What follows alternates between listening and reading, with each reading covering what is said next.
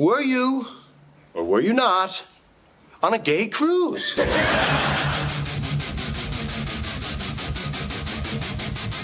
No, you're 120% dick pic. Everybody that age, they're sperminator. Yeah. We don't care about anything else. We're walking hard on looking for a hole. That's. I have to say you're right on that one. Oh, my God. A stiff breeze comes through the room, and you return the favor.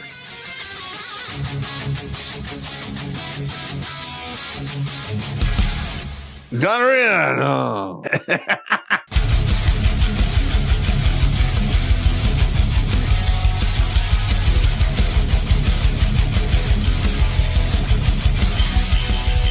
Somewhere on the outside of this building, there is a hole where squirrels come in. Better than a hole where dicks come in. Yeah, better than that. Going down the stairs to wash the laundry. What the hell?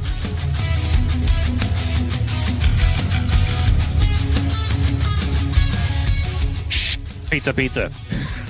Stop! Stop it now! I order you to stop! I'm still touching myself.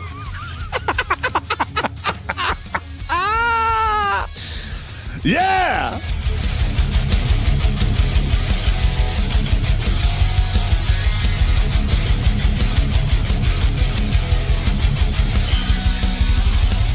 All young bitches want to do is pop pills, smoke weed, get drunk, lay around, suck dick, eat hot Cheetos, charge they phone, get a sew and weave, twerk, be bisexual, eat McDonald's, wash they pussy in the sink, lie, take selfies, and talk shit through Wi-Fi because they phone never on.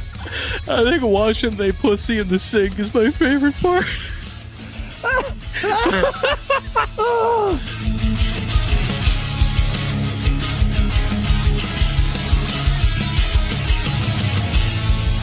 The Vietnamese trade in dongs.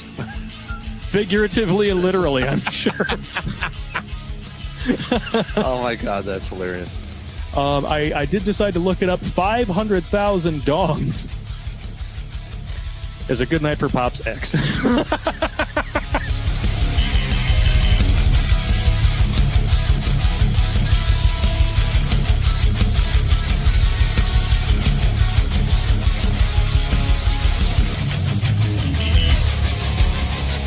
Like most women, he's an emotional thinker. Good God. I mean, that's part of the problem we're having now in our society is we have a bunch of emotional thinkers that want the world to, to fall in line with their emotions. That's not... look, reality doesn't give a shit about emotions. It's my lived truth. Fuck your lived truth. No, it's not. It's your perspective. Kiss my ass.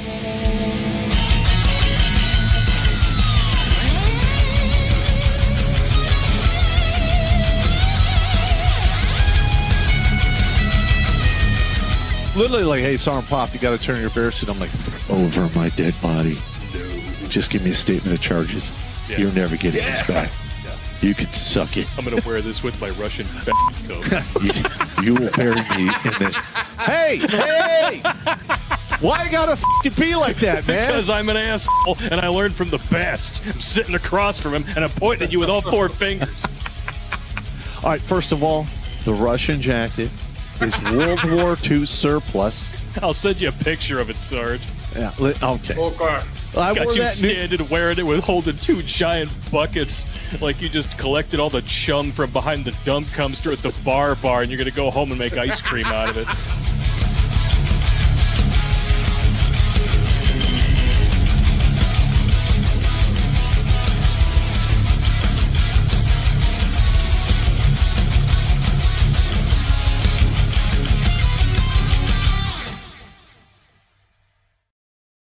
What's up, savages? Terrence Pop here with another episode of Grunt Speak that actually is live from the Lair.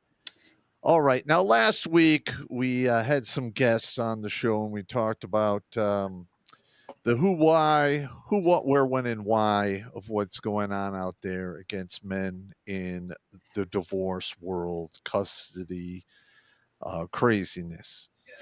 And today we have more guests. I believe they're the same guests. We're waiting on a new guest to come in if he can make it.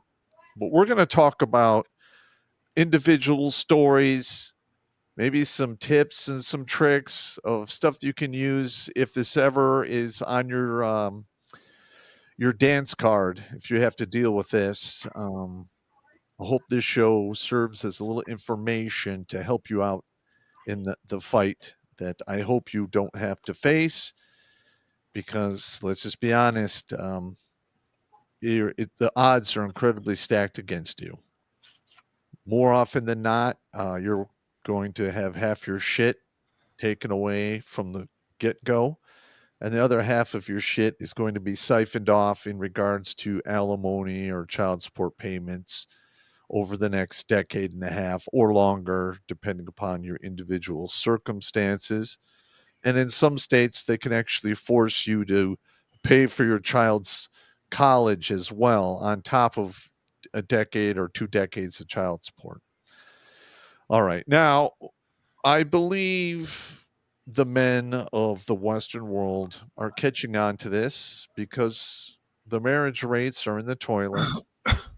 The reproduction or the replacement rate is far below replacement, which is, I believe, 2.2 to 2.3 per couple. In America, I believe we're stuck at 1.73. In South Korea, they're at 0.76. And it is rumored it's going to go down to 0.34 in 5 years or less if it is not fixed. So let's bring in Battle Dwarf and the guests we have, and let's start digging into this shit, because this is a travesty in slow motion. And we've got Don and Brandon back here. It's the same guest as last week, Pop. I think you took a little too much fuck it all this morning. But Bob should be with us shortly. He and his wife are heading on their way back from a concert. Let's see where we're at tonight. We're going to go over, like Pop said, a lot of the personal stuff that's going on. Veteranhope.org, Don and Bob, that's their organization. They've got a bunch of stories from there. Brandon's got his own stories that he's been going through. I've got my share of horror stories as well. I've told him on the show once or twice. But the marriage rate, let me show you what that look like. Let's see if I can get that to zoom in any better. Of course, it's dark and doesn't want to be seen, because why? That's what this does. Anyway, you can see the blue line there, and it starts in 1970 with a divorce rate of 15 per 1,000 women. Now, this is all of the women in the country. Mm-hmm. That's what this represents. Not just married women. This is all of the women in the country, 15 per 1,000 women. And then by 1980, it's up to 22.6. You can see how it skyrockets. And that's right around the time that all of the no-fault divorce laws started to happen. Actually, by 1978, I believe all but California had no-fault divorce laws. Yep. Yeah. And we covered that originally with Second Class Citizen long, long ago in a galaxy far, far away, when Pop and I had a radio station based out of Hawaii. And then you see the slide down. That represents a crashing divorce rate. Now, marriages pick back up again. Divorce rates pick back up again. And men sense the same shit. And boom, look at the slide. What year was it when they started to go back up? This was, you know what? I have to bring up the actual file here because I cannot see it on my screen. Is that around 2010? Because, yeah, it's right around 2010. That is correct. All right. And then when did it start to dip again in 2020? Hang on one second. I don't know why this StreamYard isn't letting me see the PDF that I have up on the screen, but it's not. Great.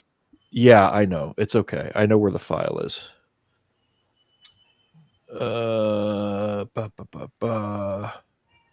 Right there. Anyway, that is. Yep. Well, the thing is when you look at that, When you look at the data, the divorce rate, it just skyrockets down. Between 2000 and 2009, marriages started to pick back up again. So you had a divorce rate of 18.3 per thousand in 2000. Then in 2009, it shoots back up to 22. And that was the Me Too movement. That was right around the Me Too movement, remember? Yeah. Well, that started in 2010. The Me Too? I would say it was right around 2010, 11. That's when it started. It was popularized in the media by 2020. Yeah. But the whole everybody who looks at me funny is molesting me nonsense. Yeah. That started in 2010.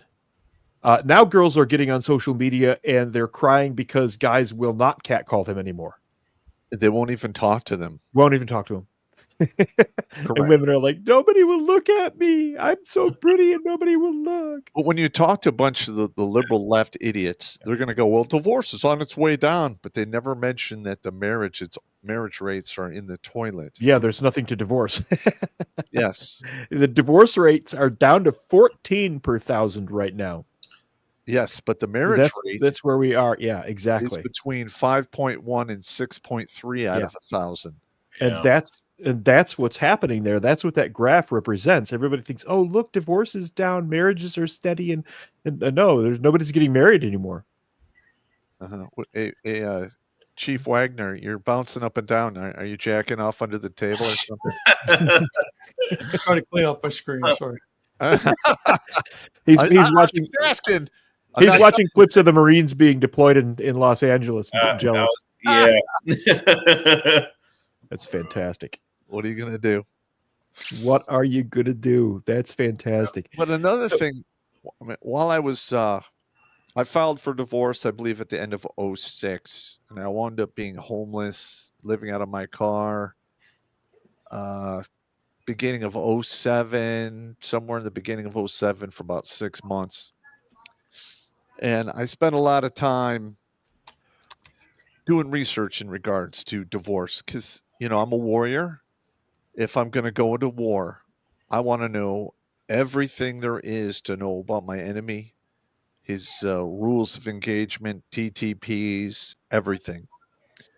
And what I did, and this data is mainly for the Tri-County area here in Michigan.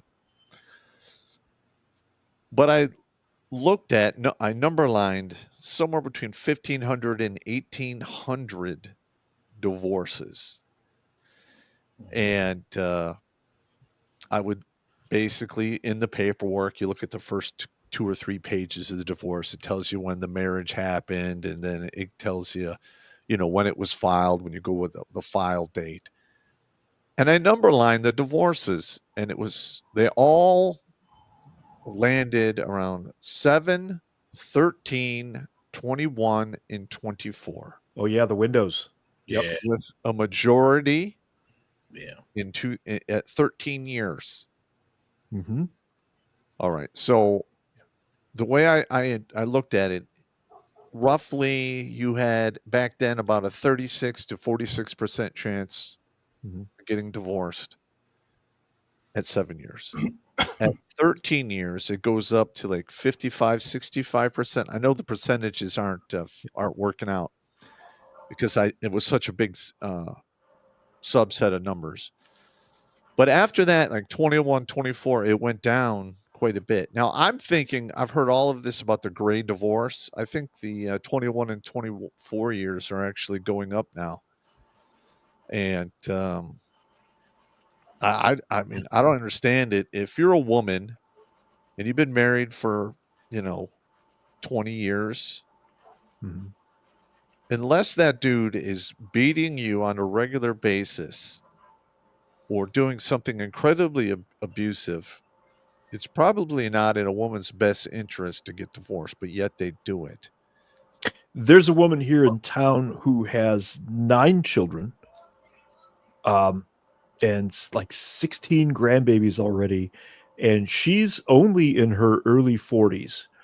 And after 19 years of marriage, she divorced her husband Yes, and I'm sure that's going to work out for with her. 9 kids, and the youngest is like 5. Uh-huh. And she stepped away from that. I'm like, I didn't engage. I didn't want to hear any more than that, because basically what I was going to do is say, what the fuck is wrong with you? You've 9 children, and the youngest one is 5. Well, now And you're breaking up the home. well, one, you and I know that woman, if she did not get a substantial amount of money in the divorce, she's never going to retire. She's going to have to hustle the rest of her life. Dude, Pop, she's working as a waitress at the Hitch. Oh, that's right. Yeah. Which is a literal biker roadhouse up here in the Thumb in Michigan. Correct. Correct. But another thing, and another observation that I made. Yeah. Because I actually drove to the courthouses while I was unemployed and living out of my car. I sat in on quite a few divorce proceedings, mainly in Macomb and Oakland counties, some in Wayne County. Right. And that 85% statistic of the woman getting custody and the man only getting custody 15% of the time. Of that 15% of the time that the man gets custody, 7% of that, he gets custody because the mother didn't show up in court. So he won by default. Mm-hmm. So if you back those numbers out, 93% of the time, the woman's going to get custody of those children. Now, my question is, at what point does this become a lawsuit against discrimination? The problem we have, and this is true in every state in the country, and I saw it when I lived in California, I saw it in Miami, I saw it in Washington State, I saw it in Texas. The problem is the family courts are stocked with what I call academic Bolsheviks. Drink. Yeah, I know. Sorry about that. And they are in lockstep with their ideology. They are firm believers in what they're doing, and they really honestly believe that all men are bad, period. Yeah. They're programmed to be like this now from grade school on at this point. When we were kids, Pop, this had just started in the colleges. I saw some of it. I saw some of the crazy, one of the craziest things I came across by accident. I was at a party in Ann Arbor, and I met militant Jewish, lesbian, bisexual, misandrist, man killer wannabe things. These 3 females that were all they would talk about is how they wanted to crush the patriarchy, and this was 1989. All they wanted to talk about was how they wanted to destroy the family and destroy men. And we're at a party at a college. I'm like, we should be drinking beer and listening to music. Can't you like smoke a joint and calm down? Or but that's it. That's literally all they wanted to talk about. And that was 1989. So I know where this is coming from. It's the school systems that are doing this, that are creating these creatures, because all of the teachers now are teaching this stuff. You can go into any classroom in any school in America, practically any public school, and find these teachers that are teaching this dogma. They're indoctrinating these kids. Yes. I mean, that's the whole thing. Just go ahead, Bob. Okay. You know the children are being indoctrinated when they don't know what the difference between a man and a woman is. There you go. No lie detected. I have a different theory, though, on the court system, why the women get custody. I was going to second that, but go ahead. Yeah. The attorneys are in it for money. They're in it for money. And so you get somebody like, some of the women with whom we have been involved, they walk into their attorney's office, and the attorney says, "Oh, you're a victim. You stayed home with the kids? You're a victim." And they have this mentality that every woman is like June Cleaver or Harriet Nelson, that stays home all the time, doesn't have a job, doesn't have a career. This 1950s mentality. And they keep kicking that can down the road because it works. Now, if it worked for them that somehow the men were victims, then they would switch to that. Whatever makes them money is what they're going to do. And they're also I would agree with that. Title 4D. Just Title 4D. So just like Pop said, that's 7%, right? That little window. How these guys are getting custody. Okay. But a lot of it, what I see, even in rural areas like Ogama County, far outside Macomb and in Detroit, area, they make more money too. And the courts go after the money. So if the woman made more money, they're going to blast her ass too. They don't care. It's not, that's where we're at. So that's what I'm seeing too, is I'm like, wow, I got a couple friends that are going through this too. And it's like, you're a woman. Yeah. The man might get custody, but why is that? It's money. Yeah. It's money driven. The whole thing, the whole 4D machine, it's all money. What you guys are saying is 110% correct. Based on that, I would rephrase what I said and state that this is a multifaceted thing. You've got the people that are going into the system out of the schools. You've got the money that the attorneys want to make. You've got the money that the federal government pumps into the family courts. You've got the whole child protective services thing is based on how many kids they kidnap. And make no mistake, they're kidnapping those children. I'm going to tell a horror story later about, you remember the Marine Pop down in Florida? Yes. With his 5 daughters? Yes. I'll tell that whole story later. They kidnap these children and farm them through foster homes, and they get money for every kid they put in a foster home. So they're trafficking these children for federal dollars. You literally have commercials. I've sat here with my wife and we start laughing. I'm going, there's literally friend of the court in Michigan, friend of the court commercials going, are you ready for child support already? Are you ready for this? Correct. So they're inducing this. They're stroking this whole thing. I mean, there's so many other things that they have for resources too, because again, Title 4D, guys, let's be honest, they have endless money. You're talking billions and billions of dollars. So they can do all the divorce money. It's craziness. But yeah, I'm literally watching these commercials on trying to stroke these women to go, are you ready for child support? We can do it the right way. We'll take care of you. And this has been happening, like you put that graph up. They're trying to replace the father. Yeah. Yeah. They are. They've been doing this for, there you go. For 50, They've been years. Go ahead, Yes, Don. you're correct, Don. No, I'm just adding to you, Mark, or Brendan, sorry. They've been doing it for 55, 60 years. Yeah. And here's another thing. I talk to somewhere between 1 and 3,000 people a year, either, DMs, texts, comments, or direct emails or phone calls. Yeah. And I get probably 50 stories a year where the couple was married somewhere between 5 and 10 years. They want to just go do their thing, and they agree, they draw everything up, and then all of a sudden an attorney gets involved, and it literally it just implodes. Yeah. That right there.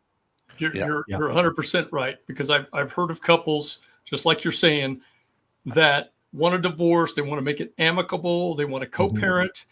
Yes. And if the courts find out they have children, they will not allow them to not state their income, because the state draws money from Title 4D. Yes. And that is 100% correct. And the other thing too is like I said, these commercials, you see these things happening. DHS, Title 4D, if they could be if they could have control of your kids while you're married, they fucking would. They absolutely would. Yeah. And it's all, I mean, you know, when Bob was on, we were talking, this is, and I'm going to call it what it is. I mean, this is extortion 101. Yes. And Exactly I mean, on a large scale, guys, large scale.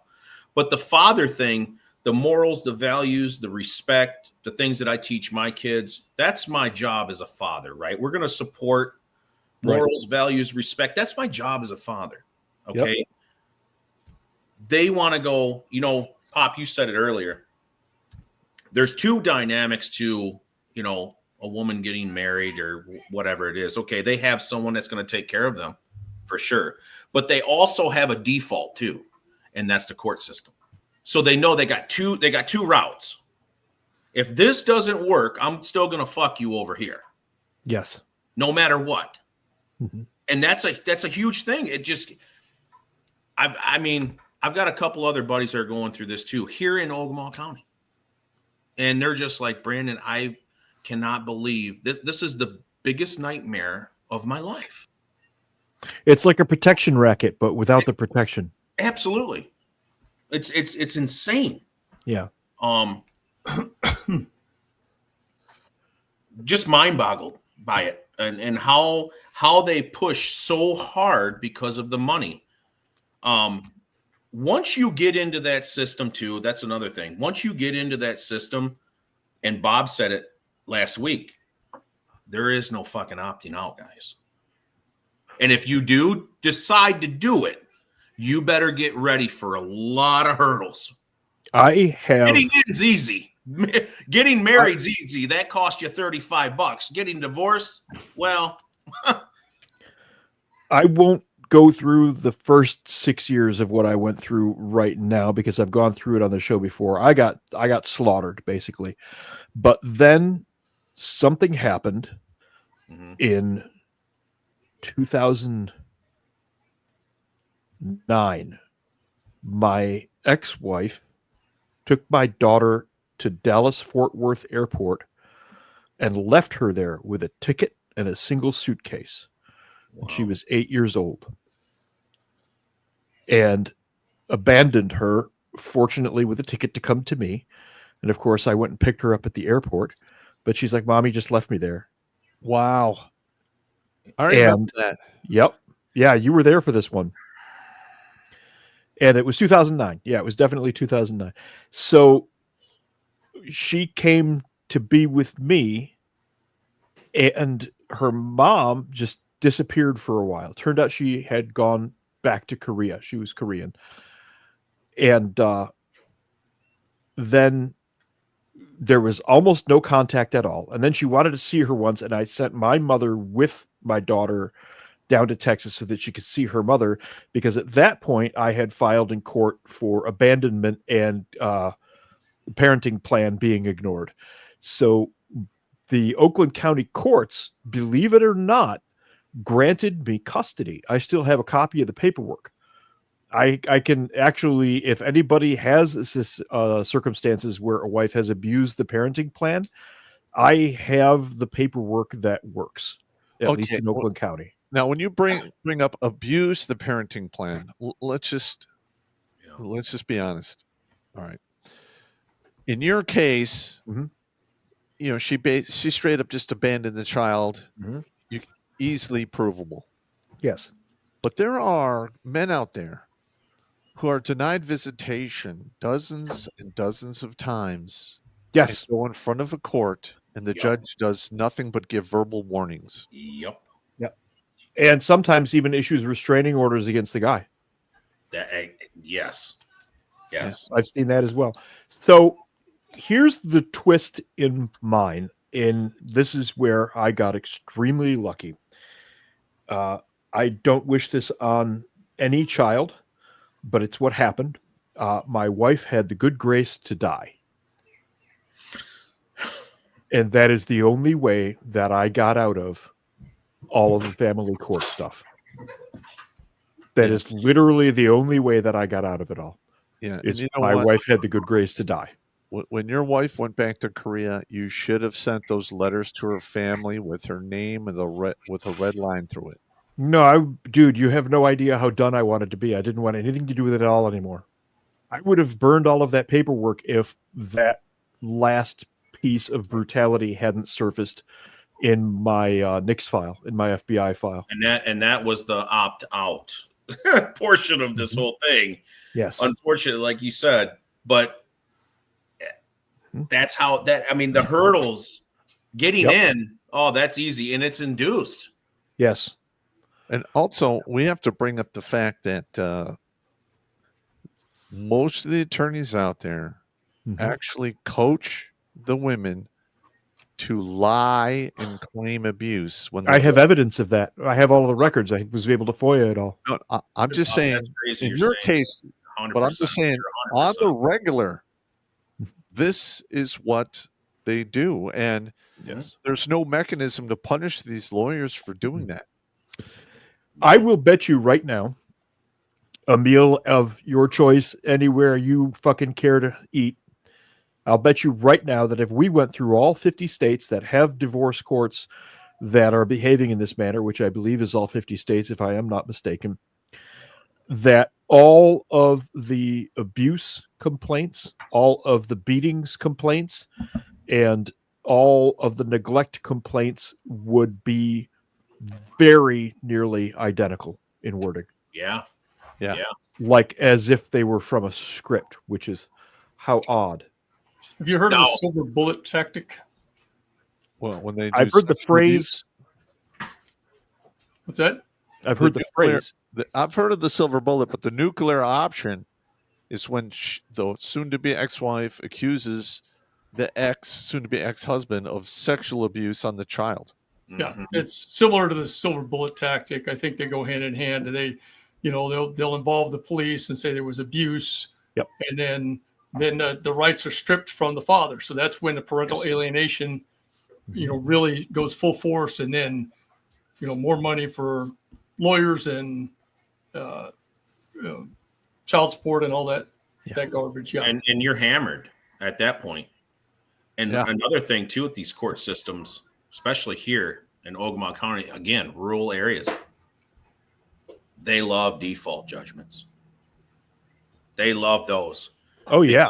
Because there's no one's coming. There's no process server. There's no nothing. Oh, well, we sent it. Now you didn't respond because you didn't get it. You're getting a default judgment, and now you're in big trouble with the court. And once that default judgment is in, it's very hard to fight them. I know. Very hard to fight them. Doing law for a long time. Crazy hard to fight them. Yeah. Just mind-blowing to me how the child abuse one, I was subjected to that. Not my wife, but a United States Army JAG attorney in legal assistance coaxed my wife into claiming that I was molesting my 15-year-old niece, who I was sponsoring so she could go to school on post. And she was a lieutenant in the JROTC at the high school. Wow. 15 years old. This is a foreign national female. She wasn't even American. She was a good kid. She was smart. So I had the opportunity to sponsor her into the high school. You could sponsor like one kid from your family. Right. If you lived over there. And the attorney who made the accusation just made it. Didn't care. This is a 15-year-old girl, young, innocent, really good kid, sharp as a whip. But she's a foreign national and she doesn't understand our ways and has no context for any of this stuff. The motherfuckers used United States Army CID interrogators to question her. Wow. I literally almost went on a killing spree. Yep. I literally almost lost it when they did that. And I smashed it in the first sergeant's office when I found that out. And he's, oh, you calm down now. You calm down on me. You had Professional fucking military interrogators interrogate a 15-year-old girl. How fucking sick are you? By the way, she's a foreign national. Do you know what I do now, First Sergeant? I go to the Korean papers because you forgot something. I'm fucking civil affairs, and I speak the local fucking language. Right. And that's when they started to really hammer me down and beat me down and force me out of military service because they knew that I would follow through on that. And the family court division, too, will do that in general. Yeah. You're not allowed to pick a psychiatrist, a therapist. You're not allowed to do that in these court systems. They will do that for you because they know best. Yeah, they did that. They did that to me as well in Pierce County. Absolutely. That happens more than most people know. Yeah. So absolutely. 100%. Yeah. Prior to me getting lucky with my wife doing the decent thing and passing away, my daughter was, from the age of 3, kidnapped for 2.5 years. I couldn't find her at all. Yep. They assisted my ex in kidnapping her and running. By they, I mean the United States Army. I want to actually find the guy that your ex-wife was living with your daughter, and break his legs. No, that guy turned out to be okay. He was a dupe. He never saw any of it coming. That guy turned to be out. It was the brigade HHD first sergeant that was the one that needs to be readjusted. Yeah. Wow. I didn't think it. Well, no, nothing surprises me anymore. But I didn't think it happened on that type of level. Wait until I tell you what the brigade chaplain did. Oh, good night. Wow. An Army brigade chaplain was writing signed letters on letterhead for the command under his rank and title, attesting that he knew all about my family, 2 family courts in Miami and Seattle, slandering me and claiming that I was abusing my wife. I met the man exactly 1 time in the entire time I was in that brigade, which was 6 years. Wow. All right. Hey, let's hey Don, let's hear your story in regards to your pension and how you got screwed over on that. Oh, wow. Okay. Yeah. And what tricks you have learned. So I joined the Marine Corps in 1984. I got married in 1998. So I had 14 and a half years in the Marine Corps Reserve. By the time I got married, I was already a gunnery sergeant in E7. And then I was married 16 years. Several activations, several deployments throughout that time. I applied for the warrant officer program, and then I was a chief warrant officer 3 when we got divorced. And then 3 years after our divorce, I was selected for chief warrant officer 4. Then I retired at 36 years at the end of 2019 or beginning of 2020. When we went through divorce, this was in October of 2000. What year is this now? 2014, I guess. We went, and my attorney says, yeah, she wants part of your military retirement. And I said, what? I'd already been in, I think, 31 years at the time. I said, you're kidding me, right? And she said, no. And I said, no, not a chance. And she says, well, the judge is going to award it anyway, so you have to agree to it. I was like, what? And I didn't have a clue then. I didn't know what I know now. And so they drew up the papers, the marital settlement agreement, also known as a divorce decree, depending on where you are. And they assigned a third-party attorney who's apparently a friend of the judge's to divide. It says divide respondents' military retirement benefits. And that's it. And it said both parties are responsible for the fees, blah, blah, blah. Okay. And I didn't pay attention to the language. I was all going through all kinds of stress, through the divorce, parental alienation, the whole 9 yards. Yeah. And then a few months later, I was working my ass off because the judge told me to go to work, support her. She didn't have to do a thing. She was living with her parents, collecting, I think I was paying between child support and alimony over $2,000 a month. She was living with her parents, not doing a thing, not lifting a finger. Kids were homeschooled. She didn't have any responsibilities whatsoever. No food, no rent, nothing. And so I was working my ass off, and then I'm getting emails from this attorney, this third-party attorney, saying, "Hey, Mr. Wenger, we need your points, because in a reserve you earn points." And I said, I've got several more years to retire. That's the last thing on my mind right now. I said, I'm busting my ass trying to make ends meet. Go fish. And then they kept pushing me. And then finally I said, look, tell me what you want and in what format. And I was arguing with back and forth through email with these clowns. And they said, every member we've dealt with has always been able to supply them. And I said, that's fine. Lying. But tell me what you want and in what format, and I'll provide it. And they wouldn't, they kept dodging that question. They never answered my question. So eventually they sent a letter to, I guess they filed something with the judge. Judge signed an order and then sent it to DFAS. And because of the language in there that was illegal, the indemnification clause, and the fact that they violated state and federal law, I didn't think anything of it. I thought DFAS would reject it. This was in 2017. And then in 2018, I wrote to DFAS. I wanted to find out what the status was. And DFAS wrote me a letter saying they accepted it. They awarded her 50% of my entire 36 years. Oh. Because Mr. Wenger, quote, failed to provide his points. Well, the first thing is, one, the judge didn't order it. And two, there is no legal responsibility for any service member to provide his points, DD-214, or years of service. No. That is the responsibility of the court and opposing counsel to submit I guess they have to submit a FOIA request. I've got the DFAS. I've got it up on the DFAS website right here. Uh-huh. But they put it on me, and DFAS accepted it. And I went back and forth with DFAS. They also awarded the survivor benefit plan, which was also not in my divorce decree. I didn't know anything about it, but the judge signed it. And I guess I pissed the judge off because I wouldn't comply with his friend's request.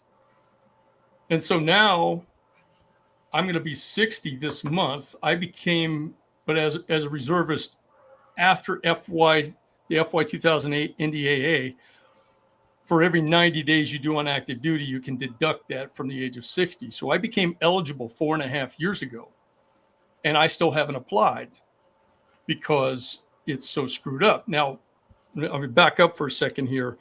Once I found out that they awarded her 50% of everything, I filed a motion to have the order set aside, and she fought me on it. My ex-wife fought me to have that set aside. And then she and her her attorney were successful in telling the judge that I failed to comply with this third-party attorney. And so the judge denied my motion. So right now I don't have, I'm losing thousands of dollars, not technically losing, but now she's getting 100% of nothing. She's getting what? Now she's getting 100% of nothing. She pushed it and pushed it and pushed it.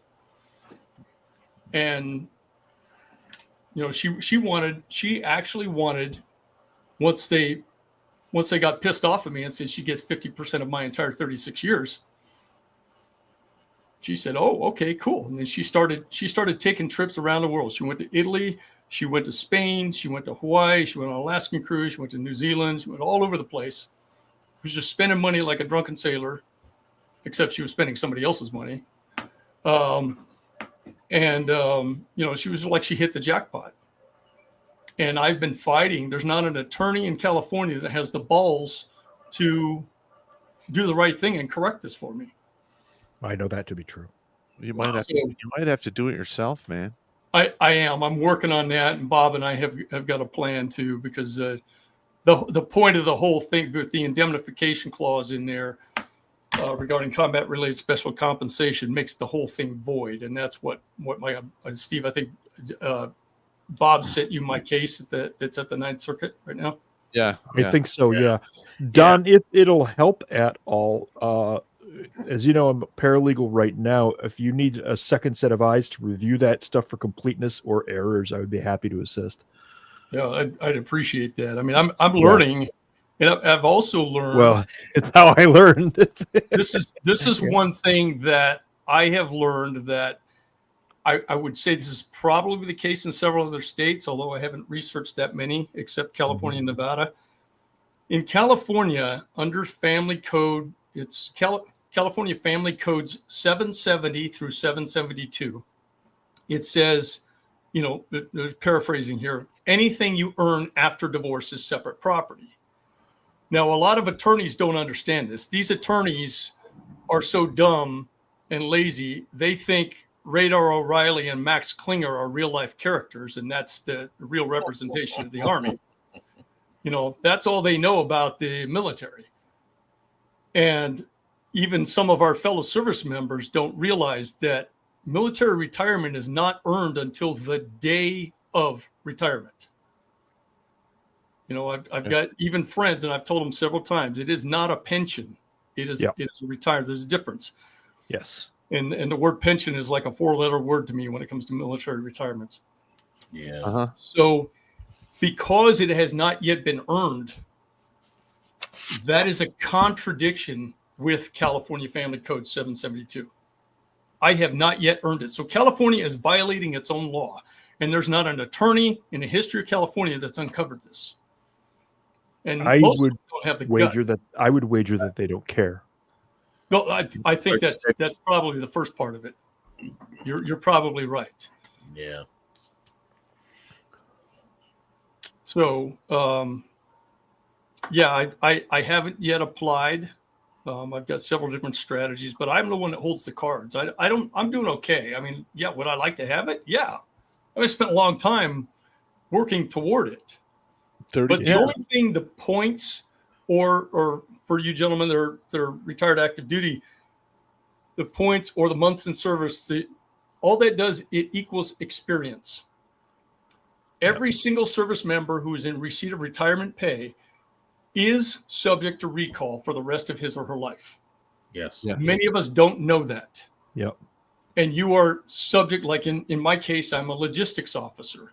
If the Marine Corps, if there was some sort of contingency, like let's just say hypothetically there was a riot in LA or something, like just something silly like that. That wouldn't happen. Knock it off. No, never happened. But let's say the Marine Corps had some sort of contingency or special purpose Marine Corps Air Ground task force that they needed a logistics officer. They could call me and say, hey, would you like to come back on active duty? They're not going to call a corporal or a sergeant. While some of these junior Marines are very capable, that doesn't fit the bill. They're definitely going to recall a CW MOS and your rank. Mm-hmm. That is the entire purpose for retirement. It is not a reward for previous service like many people think.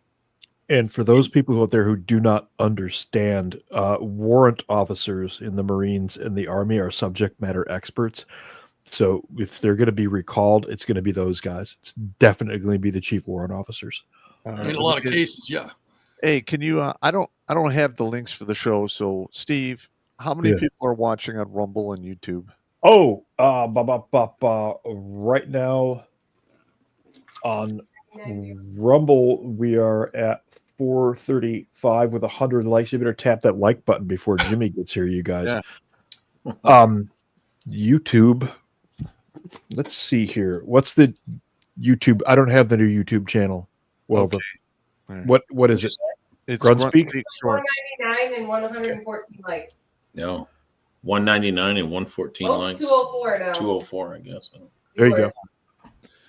Yeah, what we're experiencing is the hiccup of losing our channel. Yeah, I don't have any of the links. I didn't get them from Jimmy, so I can't review the comments. But hey, How'd you look, not get links? Yeah, they're not in my email. I didn't get them. I don't know what to tell you. All right, stand by. Carry on. This is what we have going on. We got our channel hacked. on the morning of June 5th, 10:30 in the morning, plus or minus, 9 minutes. Might have been closer to 10:35. I got to recheck everything. And we got our clock cleaned. I have been trying to get the channel back. I've filled out several forms, given them all the IP addresses, pictures of the debit cards that were used for the Google Drive and the AdSense.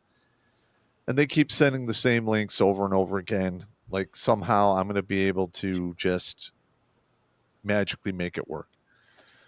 And we're getting creamed financially because of this. And any little bit you send in to help keep everything rolling forward goes a long way. And please help us out. Yeah, we need to rebuild from the ground up on the YouTube side of the house. Plus, there's all of the emails that we've lost from all of the supporters and all of the guys who've sent in and told their story and got a number for the regiment. So it's kind of a big deal.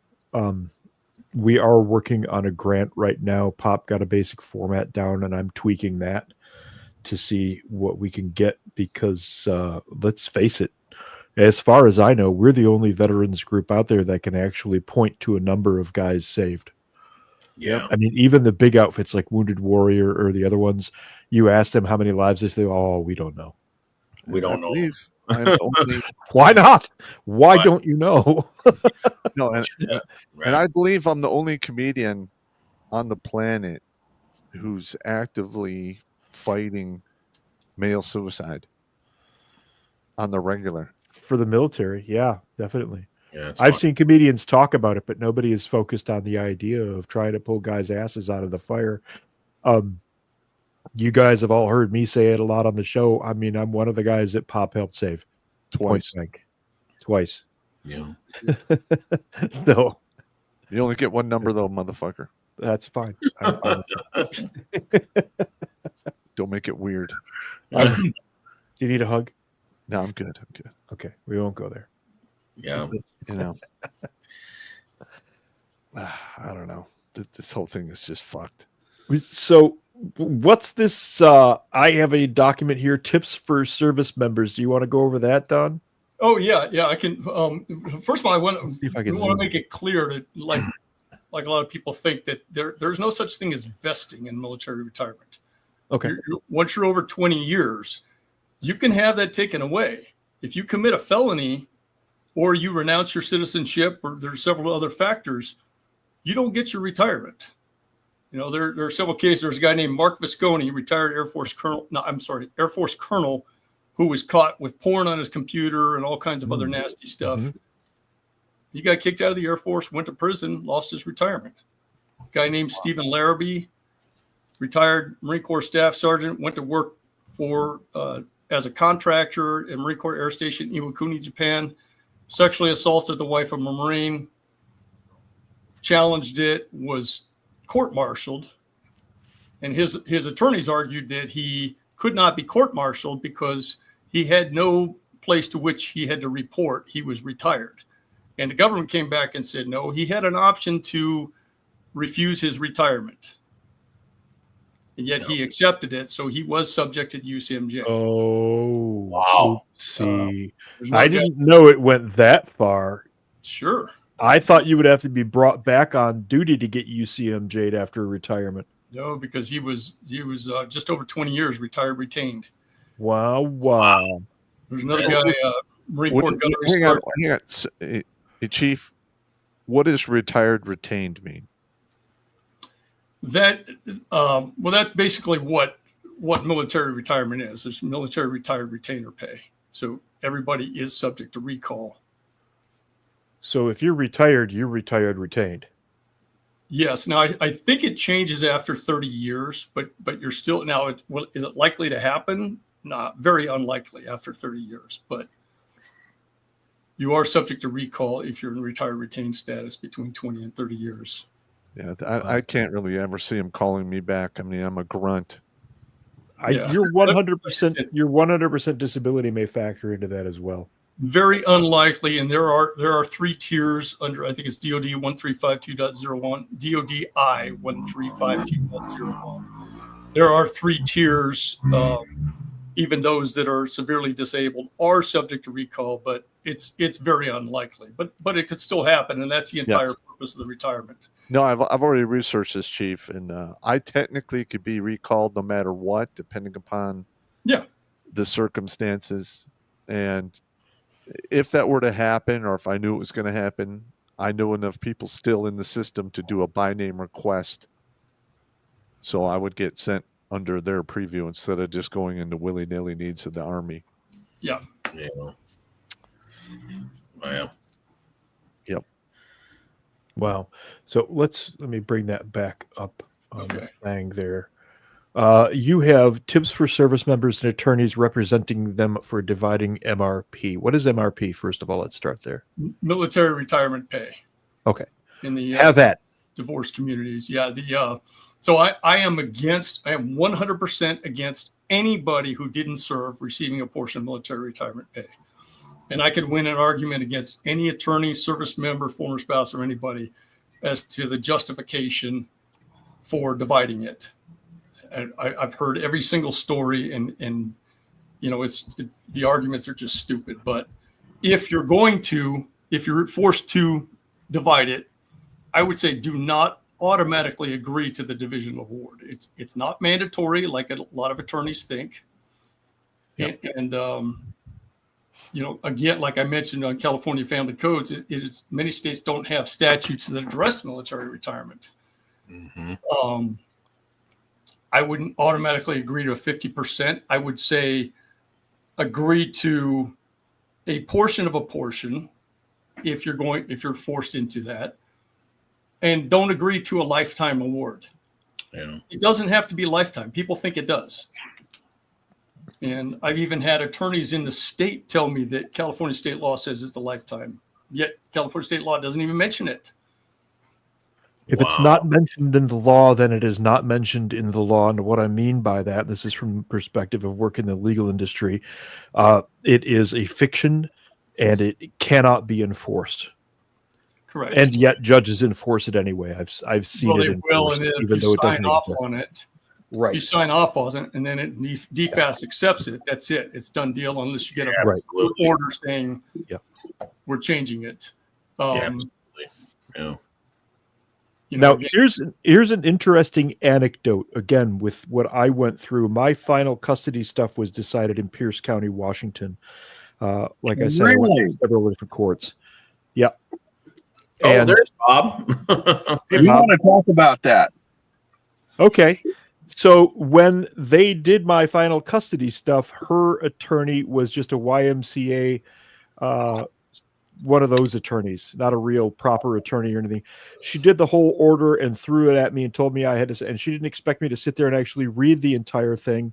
And I went through and lined through a couple of the articles in it and initialed. And one of those was the child support demand for $1,600 a month. I wasn't working at the time, so I lined through it and I noted currently unemployed and initialed it. And I sent it back, and she didn't bother to look through what I had done. And then when it went in front of the judge stamped it and put it through with my redactions in place. And the attorney lost her fucking mind. And the judge said, you had the opportunity to review this. You signed it. So obviously you reviewed it. And now the attorney's between a rock and a hard place because I either did my job or I did not do my job, and I didn't catch his redactions. And the judge made her chew and swallow, and I never actually had to pay any child support. Because the attorney was sloppy and did not review and see my redactions that I had initialed off and dated on. One of the microscopic few. Very few. It just dawned on me. It just occurred to me that what if I do this? Because we'll do that in military reporting. You go through, you get a report, and you line through, and you initial and date it, and then it goes to the next person, and they review it, and they'll come back and say, "What are these?" And you tell them, and so on and so forth. I figured, fuck it, it's a legal document. Why don't I do this and see what happens? And the judge is like, "Okay." Hey, you guys keep talking. I got to hit the restroom real quick. I'll be right back. You know, we're spewing like all this comes out. I mean, all the laws and everything, and then like the biggest thing is it's not a support issue at all with most veterans, and we're talking generally as well. It's not a support issue; it's a legal issue, and then we all go back. And I hate to reiterate this all the time, and I've talked to you a lot about it, Steve. The fucking money. The money involved is the driving force in this whole thing. Yeah. Don, that was a crazy story that you just told. And it was like listening to this, I couldn't even comment because I'm like, I'm blown away by this story. Concise about it. And that document, Steve, you feel free to share that with anybody. I want to let you get back to the document, but I want to finish off my child support story really fast. What I did was studiously pay for everything for my daughter over the years and literally keep all of the receipts. So anytime my wife tried to fight it, I would go to court and say, I have been paying for my child and supporting my child. Literally, here is the stack of receipts. Dentist visits, clothing, school needs, all of that stuff. I paid for my child. Bitch, I'm not giving you a fucking nickel. I'll pay for my child all day. I will support my child all day, but I'm not giving you a fucking nickel. Fuck you.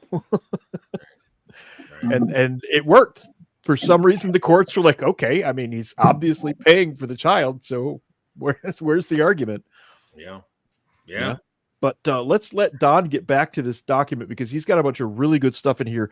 We were on Do Not Agree for a Lifetime Award, I think, Don. Yeah. Well, I would say, well, actually, I skipped one. Don't agree to an award where the marriage lasts than 20 years. I and the rest of us have to serve at least 20 years of satisfactory service before qualifying to apply. I emphasize the word apply for retirement. Mm-hmm. Why was somebody injury, yes. Why was somebody who was only married 16 years? Why does she get a portion of that? If I had quit at 16 years, how much would the government give me? Zero. So I wouldn't agree to that. A lifetime award. There's nothing anywhere that says it has to be a lifetime. Nothing anywhere. That's a tool that I didn't realize at the time. Again, I was under duress, and my attorney was, part of the problem. The next bullet is a big one. That's about the indemnification clause, and we covered that last week. Don't agree to any indemnification clause at all. Okay, please go into explain indemnification clause like we're E3 grunts, please. Okay, so in the event that a service member qualifies for combat-related special compensation or Chapter 61 retirement, a lot of these clauses force the service member to agree to indemnify the ex-wife, usually the ex-wife, for the portion she would have received, right, had the service member not applied for and been approved for either of these services. So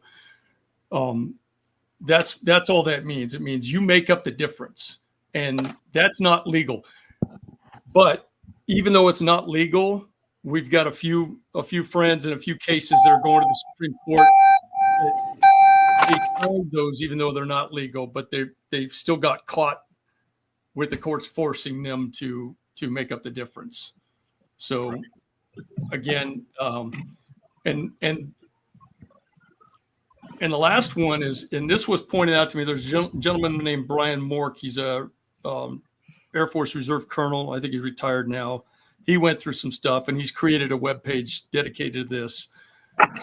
But in the case of a reservist, like I'm 60, my ex-wife is 52. As a reservist, you have to wait until you're 60 before you're eligible. Why should she get it when I get it? Why not just like Social Security, where she has to also wait until she's 60? especially since she started on third base. Where does that happen besides Hollywood, the Beltway, nepotism, and the family court system, where you get to start on third base? Well, hey, Chief. So you were married 16 years, correct? Right. How many years was that active duty? I was married in my 15th year in the Marine Corps. When I got married, I was mobilized several times, but I was still technically a reservist. Okay. All right. So the way it works in the Soldier Sailor, what is it? The Soldier Sailor Relief Act. Soldier Sailor Relief Act. I believe it's 10 years. If you're on active duty for 20 and you pull a pension, she had to be married to you for 10 active years to get half your pension. That's a myth. That's the 10-year thing is only so DFAS can pay directly. Yeah. They've awarded people that are married 4 years, 5 years, whatever. Yeah. But it's not even if you are married half of the time, it's still not automatically half. You can negotiate that.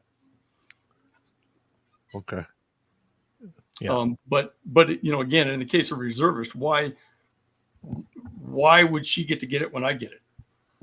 When she hasn't met the age requirements, and I've had to wait 42 years for this.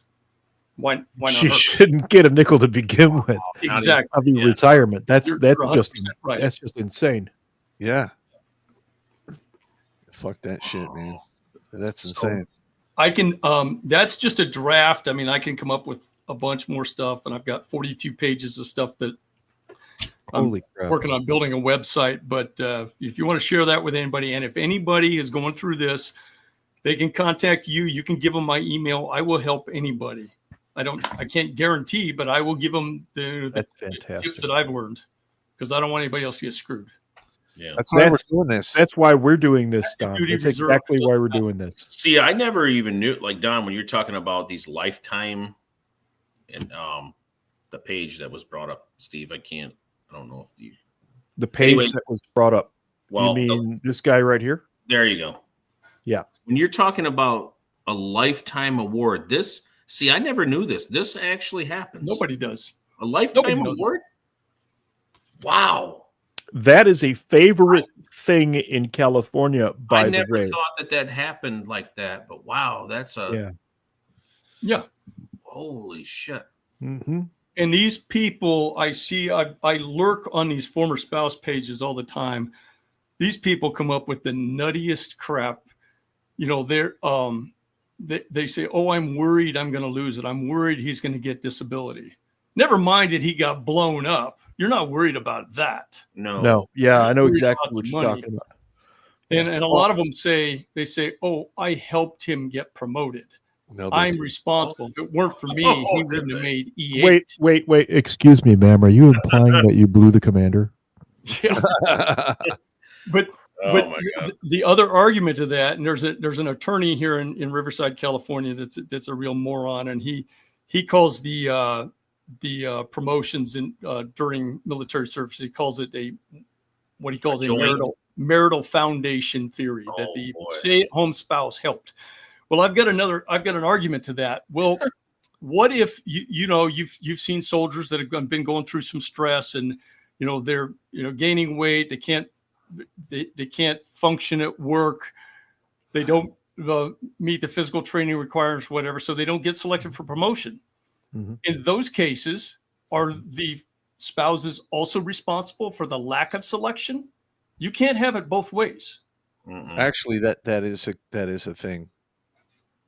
I've literally had to deal with fatties, and I remember on at least half a dozen occasions, I would call in the fatties to come in for like a 2-week drill, Monday through Friday. I'd literally give them a PT test when they showed up. If they failed, then it's PT every morning. And then I give them another 2 or 3 days. If they fail that PT test, then it's PT twice a day. Right. And I would literally put these guys on the treadmill, have them doing their fucking PT, and I would dog the shit out of them. And I'd watch the unmarried guys over a 2-week period lose 5 to 8 pounds of fat and the married guys stay the same. And I call it the marriage phenomena. Yeah, there's a lot of stress at home. Well, So well, they they're go not home. in the Marine Corps. I'll tell you, if you don't pass with a first class score on your combat fitness test or physical fitness test, you're not getting promoted. Yeah. So if they don't get selected, are the stay-at-home spouses also responsible for the lack of selection? You can't have it both ways. You can't be responsible if they do get promoted, but then not be responsible if they don't. Right. What I'm getting at is these women are like, oh, you had a hard day. Here's an extra scoop of potatoes. Have another beer. Here's a hunk of cake. The unmarried guy's like, I'm just eating tuna, drinking water, going to bed. We're going to rinse and repeat this shit and get it over with. The married guys, they just... Yeah, I mean, that could be too. I want to inject a moment of levity here. I found this earlier today, and it apparently actually is real. If I could get it to come up here. Let's take that off the screen and let's add, this is actually a thing. Yeah, I've seen that. I love that one. Yeah. We have these, this is an actual Marine Corps document, MCI 800831. They used to come in the mail. We'd have these little booklets, if we called it Marine MCIs. barracks.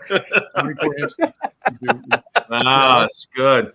Do not marry the Fayetteville dependabotus. Stay Don't. out of Watertown, man. There's have you seen that meme? There's one that shows it's a Lance Corporal in E3 in the Marine Corps, and there's this heavy set girl, and she says to him, I know we just met 2 days ago, but I'm 5 months pregnant and you're the father. Yeah. Yeah. It's cute. Yeah, that's crazy. Yeah. This a very brief true horror story of my family. My father went through basic training in 1953 and promptly shipped off to the end of the Korean War. My uncle in Kansas passed 2 years back, and a man showed up looking for the family and announced that in 1953, a private, my dad, had gotten his mother pregnant and then promptly disappeared overseas and was never seen or heard from again. So I have a brother who is 64 years old that we didn't know existed. It's like the family scandal now. Oh my God, we've got an extra brother. Holy shit. Well, things happen. At least Dad had the sense to cut and run. I don't know. What do you say there? That was 1953 Kansas too, so that's like a bad thing. Yeah. Well, I hate to pop in and pop out like a yo-yo, but today is yo-yo day, and we're going to see the OMD. I'm on a short time, but hi guys, I'm Bob.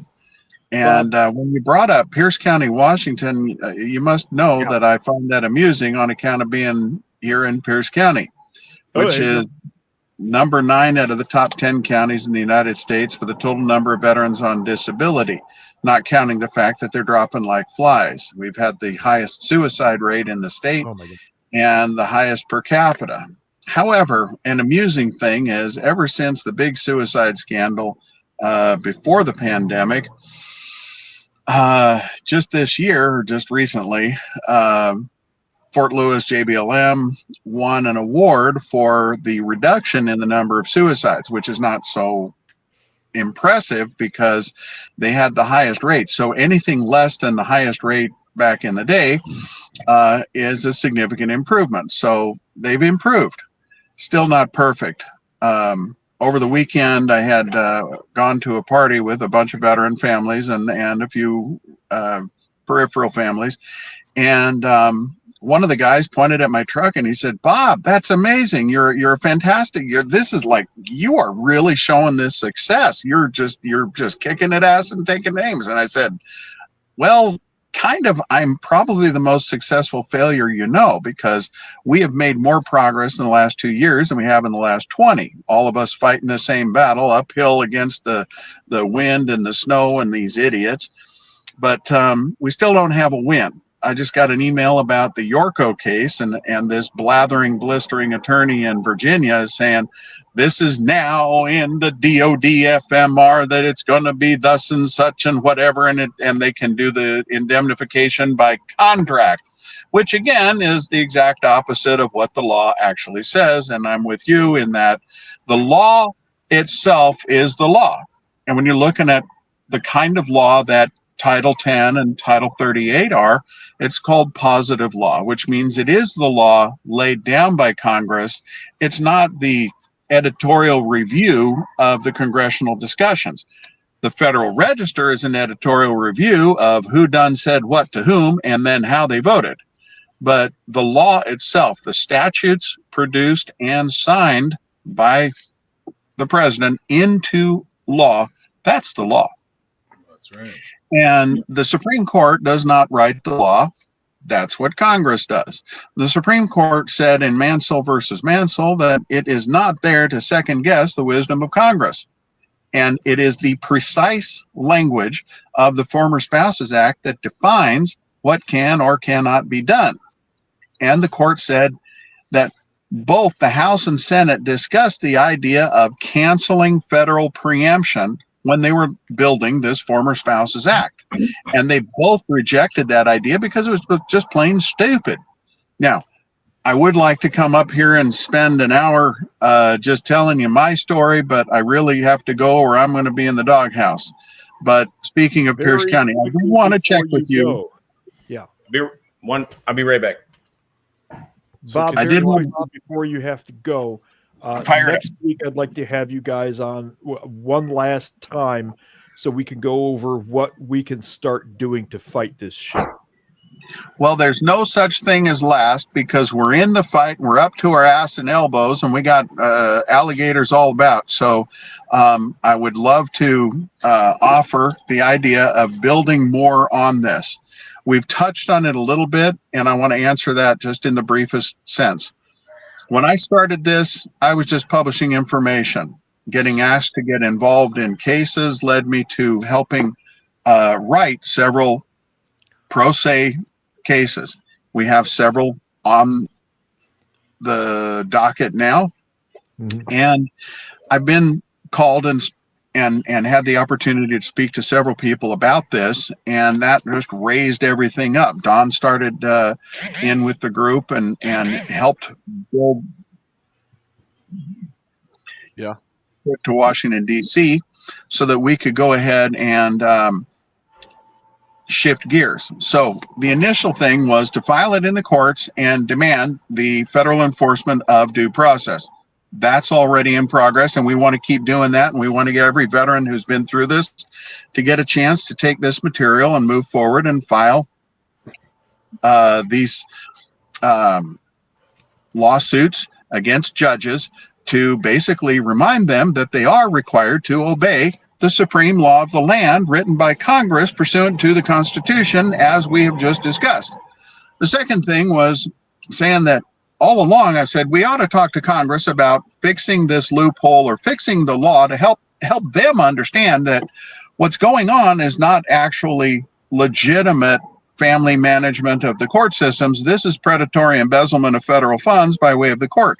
And if we could close this loophole that says retirees can be garnished, but regular veterans can't. The courts don't care. They don't read it. They don't respect it. They just say, we're going to go ahead and do this anyways.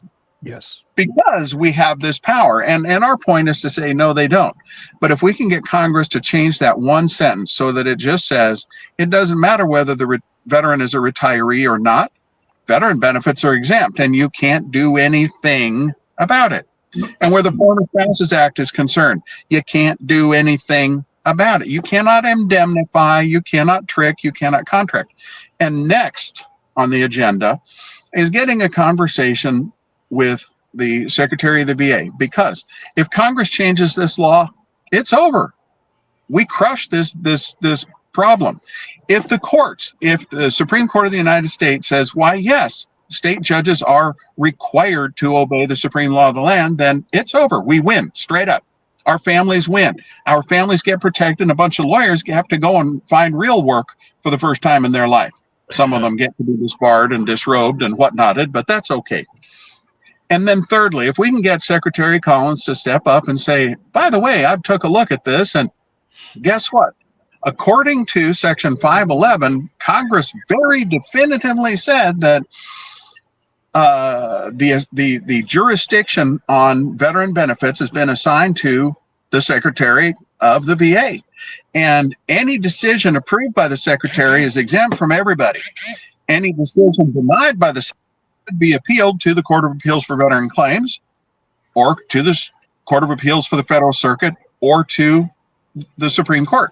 But state courts have no possibility of jurisdiction to touch veteran benefits at any time in any way, shape, or form. Shut up. And either way, we win, because then all of this problem gets transformed into our bulldozer over all of these corrupt lawyers and judges and officials and whatnots. And we can expose this predatory embezzlement for what it is and put that out of business. How does that sound? Okay, let's discuss it in detail next week. I'd love to, but I just got pinged 3 times, called twice, and about 4 text messages in the last minute and a half. So I need to You better go, man. Before House 6 takes you out. Yep. Won't be in trouble. I'm already in trouble. It's the story of my life. But thank you all for being here and for letting me pop in and pop out. And I will see you again next week, if not sooner. Okay. Thanks, Bob. And Don, hi ho, rock and roll. Nice job. All right, thanks, Bob. Talk to you guys later. I'll see you tomorrow. All right. All right. Okay. Is Bob an actual attorney? No. I keep trying to tell him to take the bar. He doesn't have the. No, he could. I told him that too. I'm like, man, I would bet he could pass the bar, but Bob was a nuke, which means his GT is somewhere around 130 or higher, which means he absorbs stuff at an alarming rate. Yeah. All right. Bob and I have a meeting tomorrow morning with Congressman Ice's office regarding this, what he was just talking about. That's excellent. Yeah. Good. Nuke School was the only school that we know of that was harder than our school, which was the crypto. Mm-hmm. So I hear their attrition rate is pretty ugly as well. Do we want to continue on with Don's document here? We've got approximately 10 to 15 minutes left. I think I pretty much covered it. Like I said, you can share that, and if anybody wants to contact me, there's more to it. I forgot. It's been a long time. We'll make it available on the site. There are 3 pages, in fact. Yeah. Okay. So this is another argument the attorneys use. They say, well, she moved around. You know, they make it a victim. Not if you're a reservist, you didn't. Right. And that's what my third bullet point on here. For reservists who never moved as a result of being married to a service member, even if you're activated for several years, which I was in several deployments, they don't move. What sacrifices do they have? Right. You know, so they got to stay inside on a rainy day and order DoorDash. Come on. I mean, where's the hardship?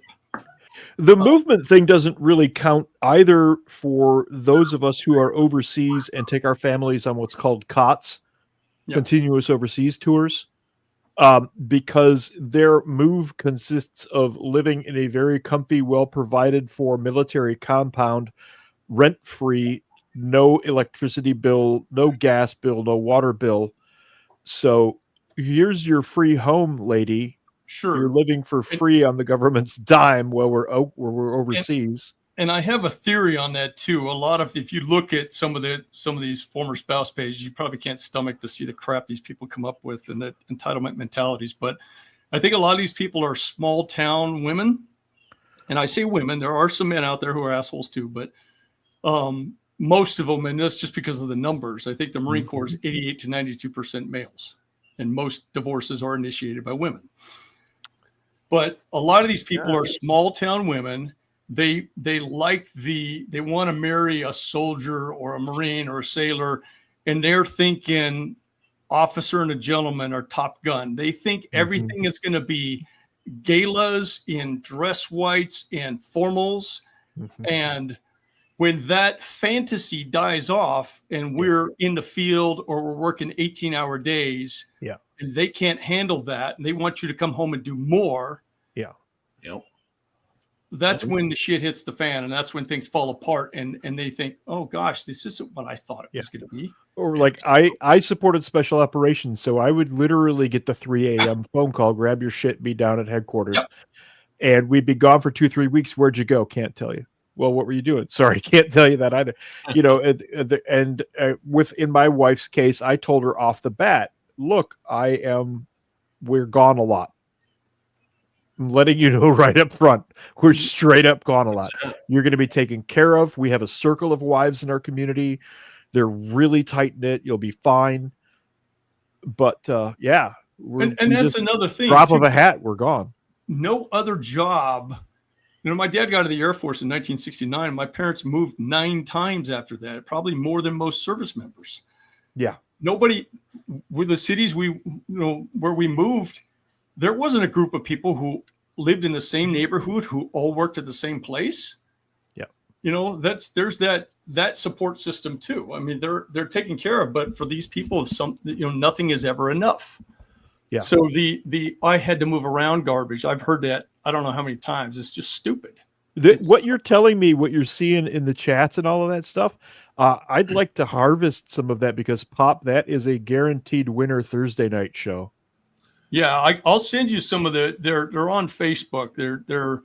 I just lurk because That's I the would military edition right there. Oh my, whatever hair I had left, I would pull it out just trying to argue with these people. And it was just like arguing at the wall. You can provide the statutes, you can provide the facts, and they don't want to hear it.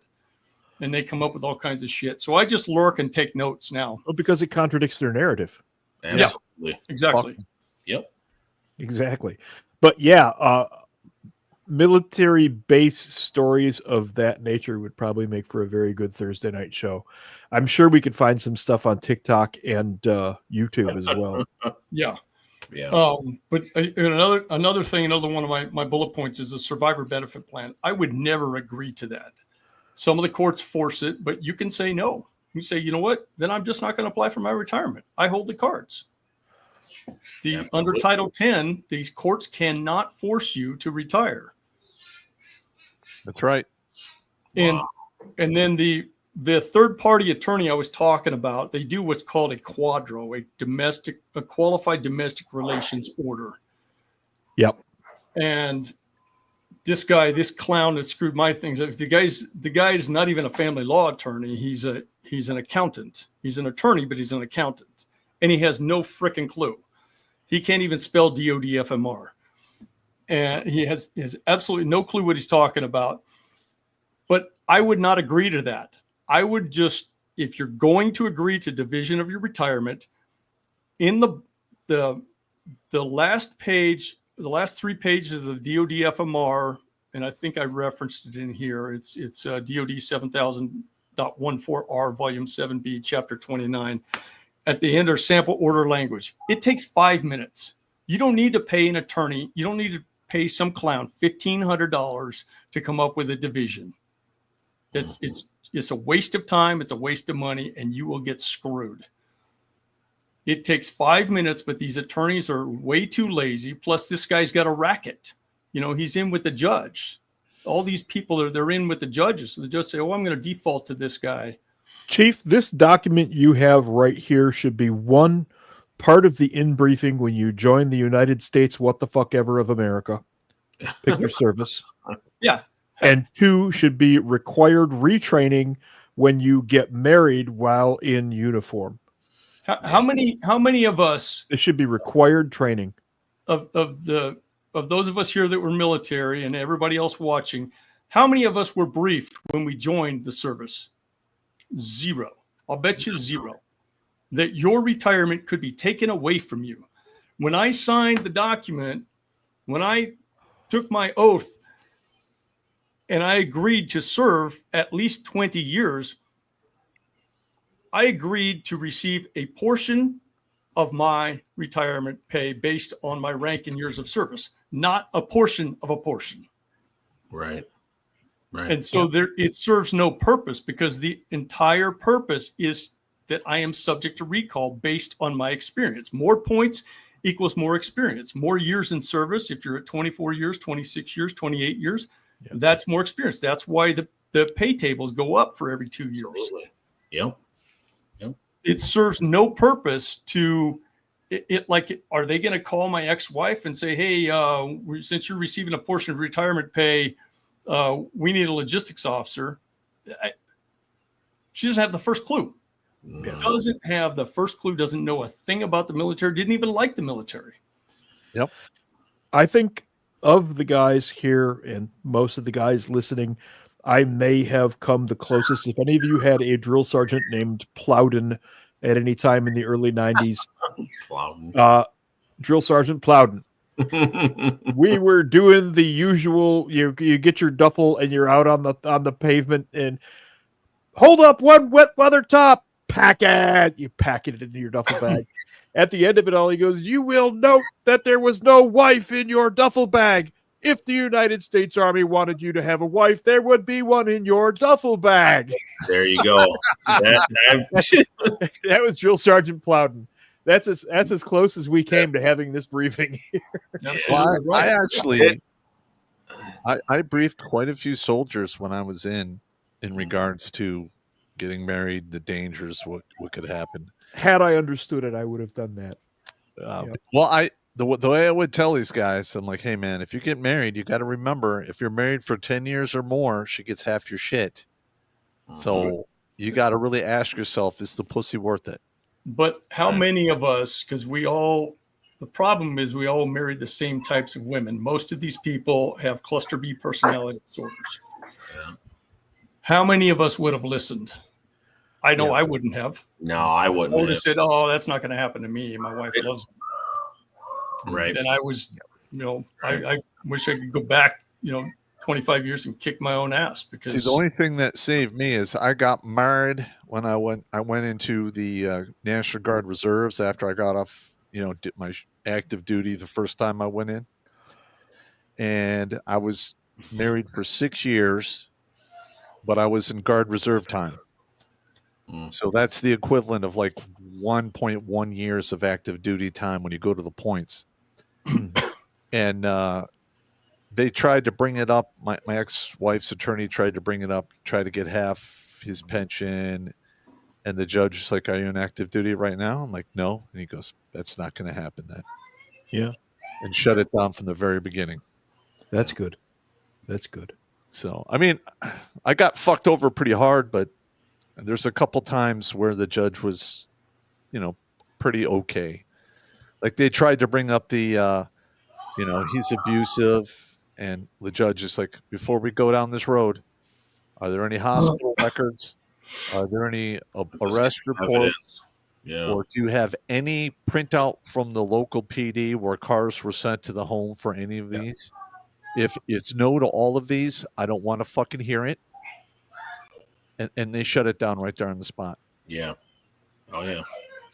My son was sitting next to me last night. We were talking, and he looks over. He's 11, and he's like, "Dad, I want to be an army. I want to be an army like you."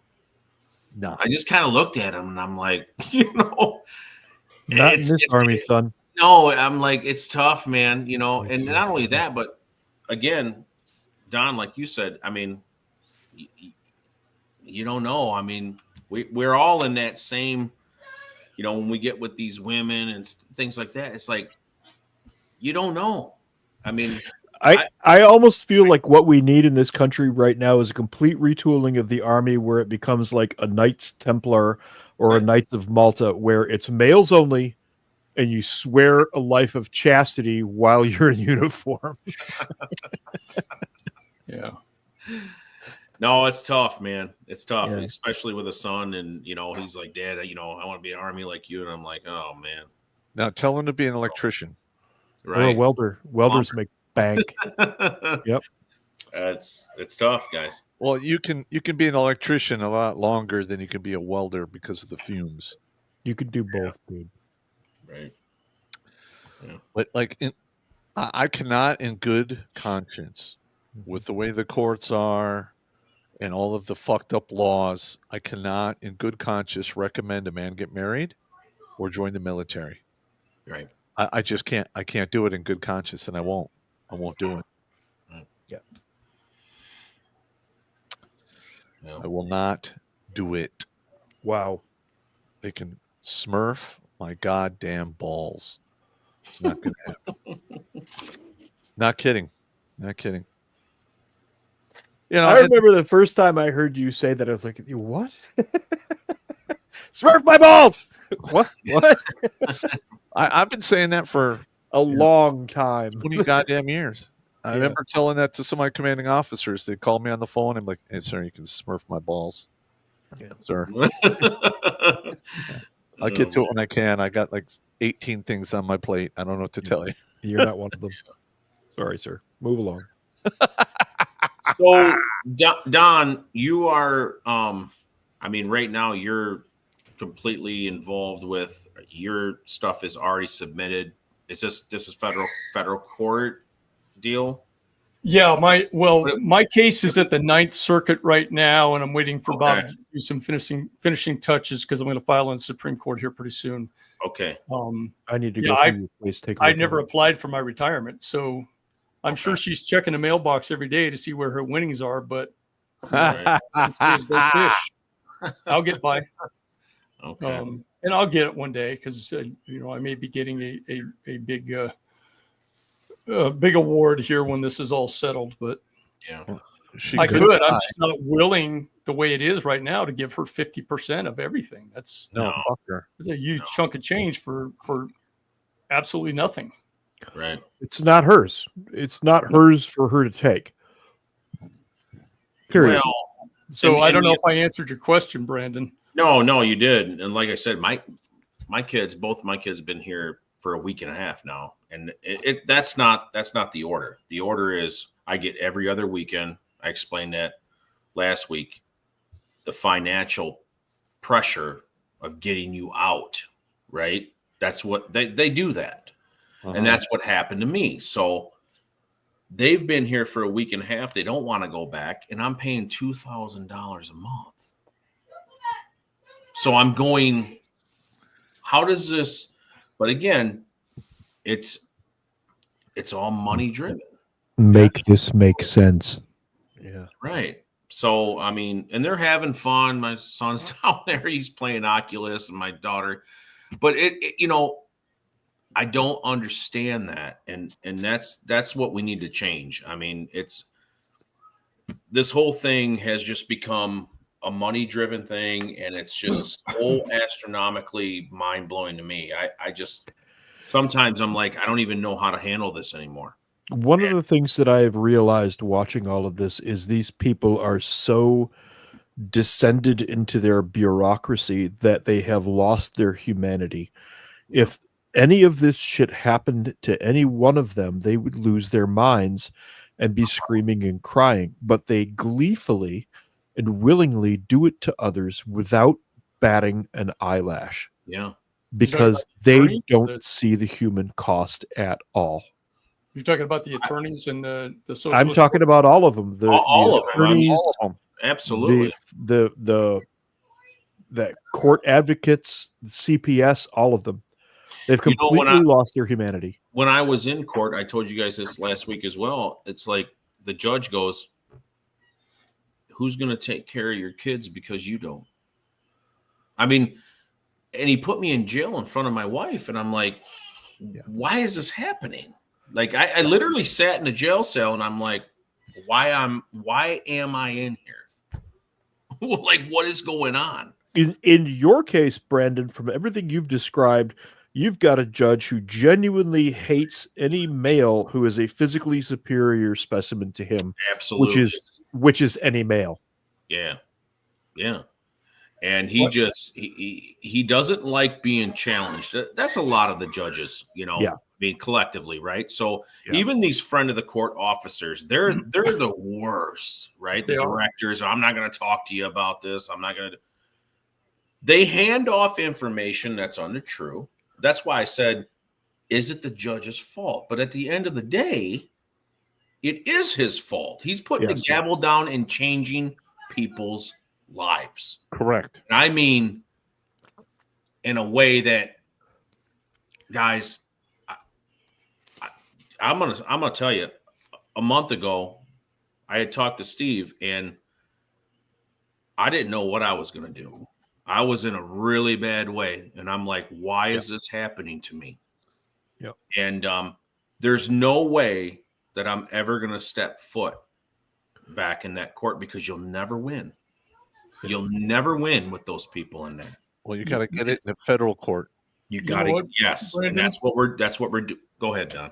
Oh, sorry, I was just going to touch on it. There's a gentleman named Mark Ludwig. He's I guess he's advocating for parents now, and he's managed to make his way to Congress. But he brought up something a while back that he said several years ago. He said he and his ex-wife are divorcing, and then he said when the attorneys got involved, it got worse because they just poured fuel on the fire. Oh, yeah. But he said he had some sort of brain disease, and if he had died, his ex-wife would by default get full custody of the child. He said, but if it had been the other way around, by default, he would get full custody of the child. So if that's the case, why can't they both have shared custody, 50-50? Right. Here's another thing. Which is a rational argument. Absolutely. And the reason, of course, we know the reason why is because of Title 4D. Yeah, there you go. I was given 32%, and I was unemployed, disabled veteran. There was no reason I couldn't have shared custody. Right. Go ahead. So the other thing I kept questioning too is I'm going, okay, and I got another buddy going through this in Ogemaw County. I'm sitting here going, okay, my wife at the time, we got divorced in 2019, whatever. I wasn't deployed while I was married to her. My last deployment was on 2009, 2010. And I got divorced in 2019. So I'm trying to figure out, going through this court system, and I'm like, they just keep coming down. Why is it that she had no job? She was at stay at home, always. She did have an agenda. That's a different story. But if you can't afford to have the kids, I'm medically retired. I'm very competent. Okay. Why are the kids with me? Why did the court go after? You see what I'm saying? Why don't they give? And we're talking these guys, with PTSD and all of this, everything spirals out of control. Why are the kids not with me? You can't afford them. You're not competent enough to do that. You're moving in with your father. I have a home. Why aren't the kids with me? Because they go after the fucking money. Yeah, and you know what? That's what I mean when I say they've lost their humanity. They won't look at the reality of the situation at all. Yeah, the they're not interested. Alienation ties into that, because when, like in my case, when you have an overbearing, a very controlling mother or ex-wife, and she's given the majority of custody, the kids get this idea that one parent is superior to the other. Yes. And so that leads into the parental alienation. It all plays into it. Yep. Yeah, I couldn't get on board with that. And I'm like, why are the kids not with me? And we obviously know now, I mean, Title 4D, Don, with Bob and that, it's a machine that is just a money-driven thing, man. They're just all about, and this is billions of dollars, guys. I don't know. I think California is in there. I think Texas is the biggest. Then you have California. I think there's like 4 or 5 there. I mean, billions and billions of dollars too. Yeah. Florida too. Pennsylvania, Maryland, and Massachusetts. Yep. Michigan's climbing. Yeah, Massachusetts. But Massachusetts is a big one too. But Illinois is another big one.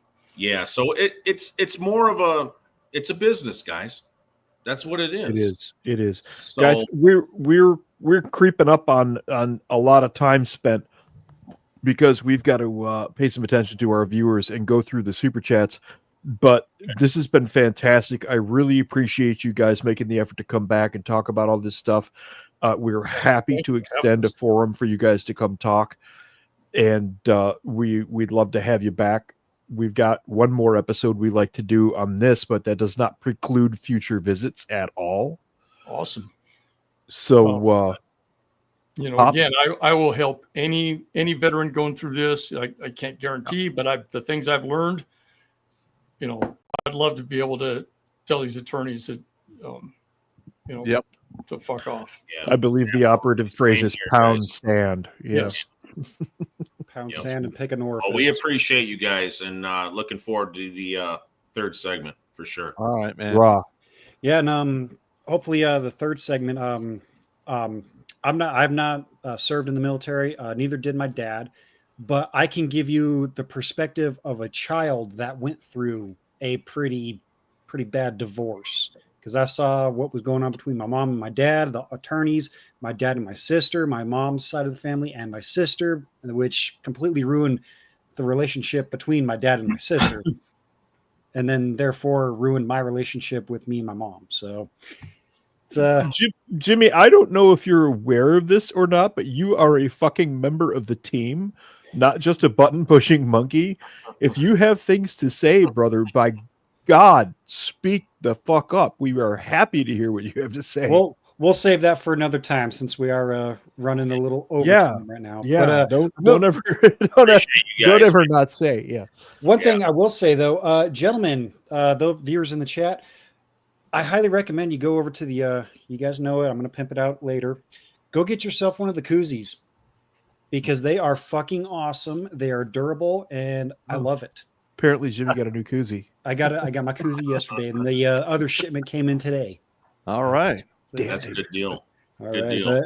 all right, gentlemen. We know what time it is. Oh, don't tell what you gotta say. Whatever it is, it's probably lame. If you want some advice and need some help, oh, how about you go F yourself? Go no self, oh, F yourself.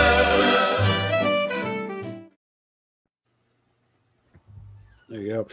But for those that do know, are in the know, and do know that we are on the Grunt Speak Shorts YouTube, subscribe, send out the shows, send out everything. Help us get back to the regular channel. Hopefully that can get restored. But if not, we got work to do. We can't do it without you guys. Spread the word. Let's see. First one here over on the YouTube side's from Goat Milk with $20 Canadian. It says 4 years into it myself. It's been horrible, but I persevered. We need to warn men of the breakup kill zone.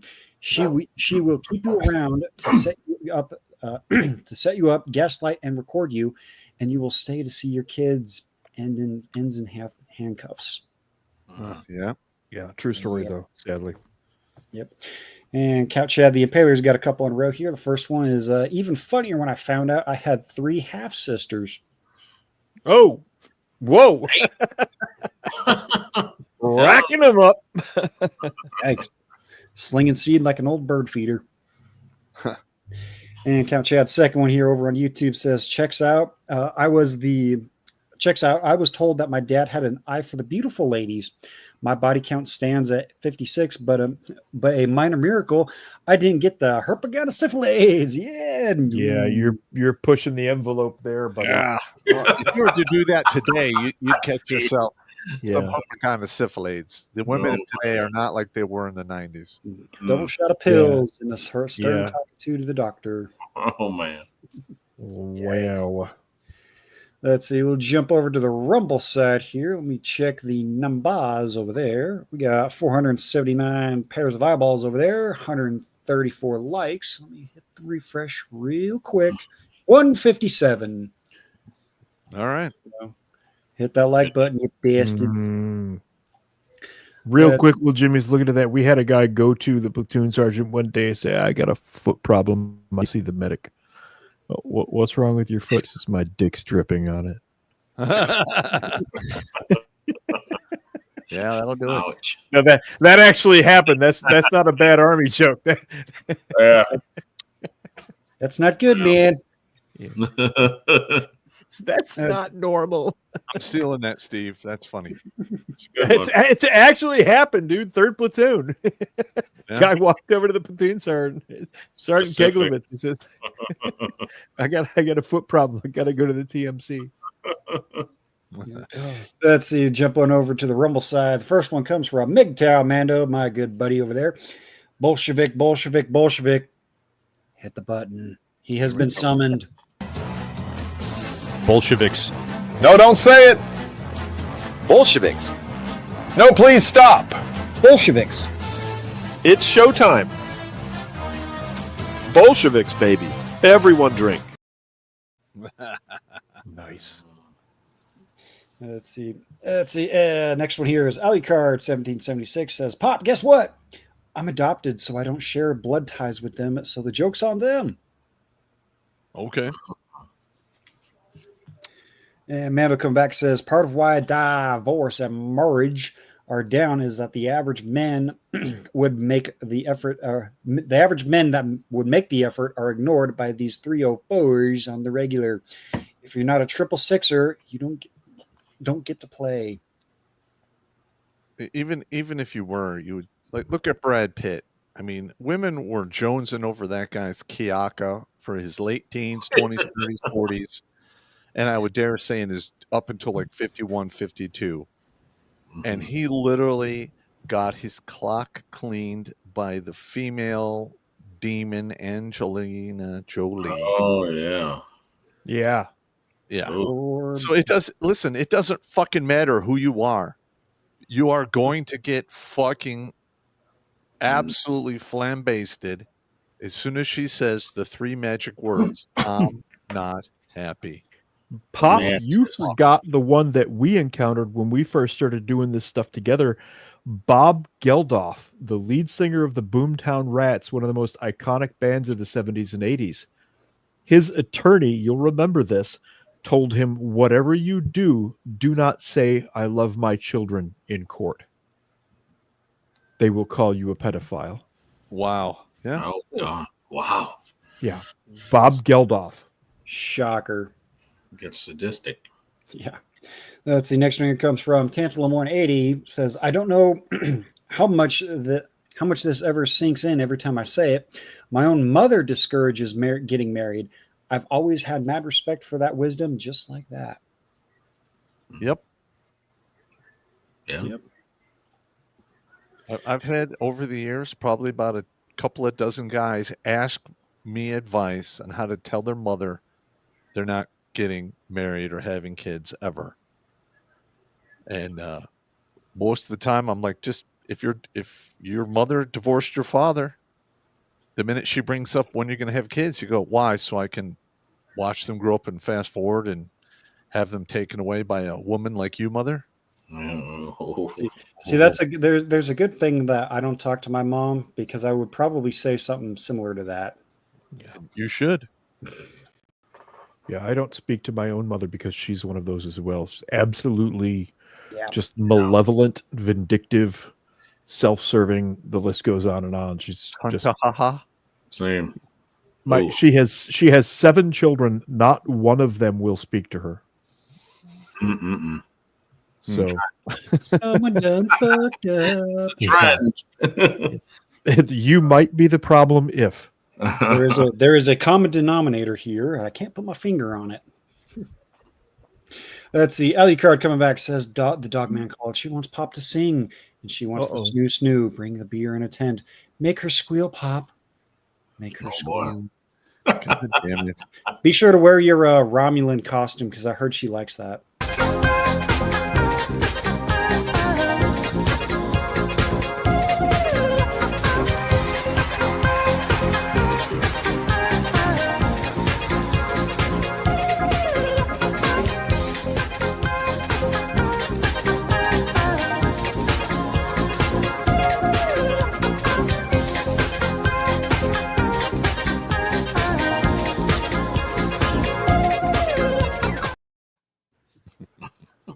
That never gets old.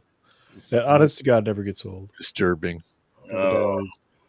Let's see. Next one is in from N2 Gas. Says the point, the taking of children and giving them to others is one of the stated examples of genocide. Correct. Kind of like how they're removing children from parents and giving them to the Rainbow Mafia. Kind of. Yeah, I mean, just spitballing here. But I'm just wondering when this is all going to, turn into some bloodbath. I mean, I'm so pissed off. I would love to see a bloodbath. Look, given the nature of what we did for a living, not so much me. I was the guy with the camo gear, but I know special forces guys like you. I know Rangers. I know Marine infantry. I know Army infantry. I even knew a freaking D-boy who went through this shit. I am floored that nobody has taken a swing at a judge, and I am astonished by the absolute discipline of these men who have not taken said swing at these judges. I'd like to tuck a Louisville Slugger to my judge, but yeah, like to stay but we are men of honor who have principles that we live by, and that's why these judges continue to suck air. Well, I'm telling you right now, if I had a son, and then some judge is like, "We're going to take your kid away so we can, have him castrated," I would be dead. Some people would go with me. It's crazy because I almost wanted to go to the point to where I'm like, man, I don't know if I should say it, but it's like it's child trafficking. It is child trafficking. It isn't like child trafficking at all. It is absolutely child trafficking. And that's especially, in these courts, I'm like, wow, this is like, and they're doing this and they have the authority to do this. No, they don't have the authority to do this. No. They I'm saying the authority to do this. Yep. They assume this, and it's like, well, I have the authority to do this. It's like, wow, like, yeah. Well, when the robe comes off, they're all on the golf course together, the attorneys and judges, and are all stroking each other's egos and whatever else they can stroke. Yeah. And you know what they don't have? Where are they playing golf again? No, hang What's on. that? I didn't say that. Ignore that last comment. Well, do you know what they don't have on golf courses? Mm-hmm. Cover and concealment. Oh! See, now we're going there. Here I am asking which golf course. Here's Pop pointing out the obvious. Just saying. This is what I'm talking about. We are men of certain principle. We wouldn't actually follow through on any of this, but I am in fact shocked that nobody has. Yeah. Well, it happens from time to time, but you wonder. I when personally you don't see know of somebody any case. shoot up a bank or something. You wonder what that person's going through. Did that person go through a nasty divorce? Was he dragged through hell from the courts? Was he alienated from his children? We don't know. Is he out of fucks? I wouldn't go to that, but you never know. I mean, how badly people, you don't know, cope or don't cope. Yep. And a lot of people think these judges are allowed to legislate from the bench, and because they do, and the attorneys let them, and everybody else lets them. It just becomes we assume that they're allowed to, and so they continue to do it. Yes. Yeah. Yep. Let's see. Moving on here, we got Mando coming back. Says he's asking, was second-class citizen impacted by the hack? The website is still there, so no, thank God. But we had to change all our passwords. Everything got fucked up. I mean, I still haven't recovered the channel or the actual email, and we're still now doing damage control. Yeah. So we'll see what happens. We're going to continue to push through to the objective, though. It's whoever did this to us, you didn't stop us. All you did was piss us off. You kicked us in the dick and you spit in our face. That was not a wise decision to do. It's a bad idea. It's a bad idea. Yeah. When you kick Pop in the dick, you're going to have a bad time. Yeah.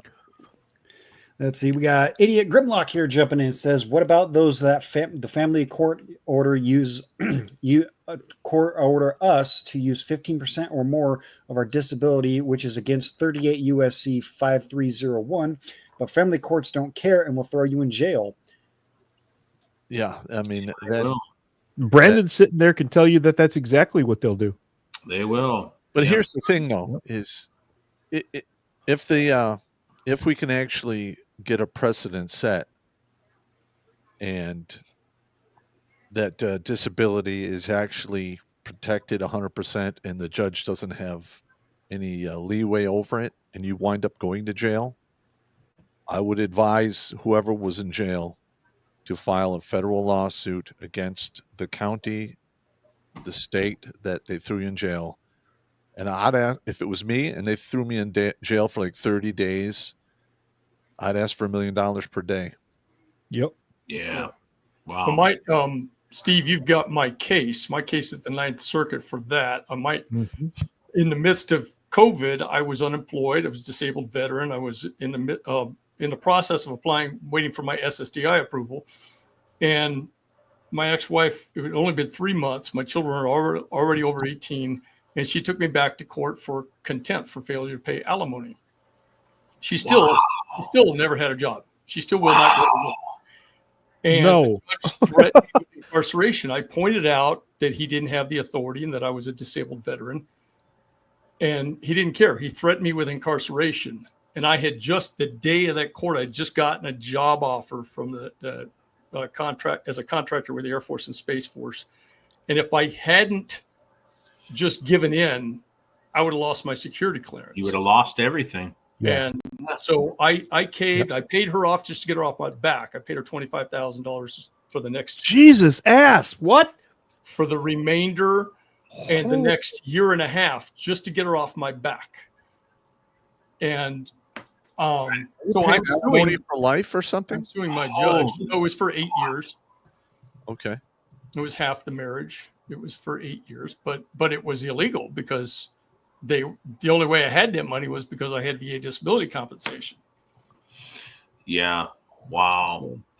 Anyway, well, sorry, I didn't mean to interrupt the process, but I am suing my judge right now, and I think, Steve, you have my case, and I'll share that with anybody that wants to see it because it's federal. Yeah, it's a federal lawsuit. Maybe I'll go through that and redact it for you so people can look at the case and see how it looks. Yeah, that's fine. If you're going to share it, you should redact it. Anyway, you can find it on Pacer. All right, keep going, Jimmy. Let's see here. Let me jump back into the Rumble side. We got Bareback Music here with $10. Says the mission continues. Mission continues. As long as someone's still sucking air here, it's going to keep on going. As do the morons in the corner. You don't put baby in the corner. You put the morons in the corner. There's an inside joke now. Pop showed up at trivia last week. And I forgot to write the name of our trivia team on the top of the card. And we got renamed by another table to the morons in the corner. Yeah, and I accepted it. I'm like, oh, yeah, we're the morons in the corner. Yeah. Baby. I'm cool with that. So we got Jeff Sooth with $20 says Battle Dwarf should get a number with Oak Leaf Cluster. I don't want Oak Leaf clusters. You don't understand, man. Nobody wants more than one of those numbers. Yeah, it's all right though. Oh boy. Well, Brandon and Don, you were introduced to a Alucard last week. Well, here he goes again. He's at it again, so I got to put Pop full screen because we love seeing Pop squirm. Here it goes.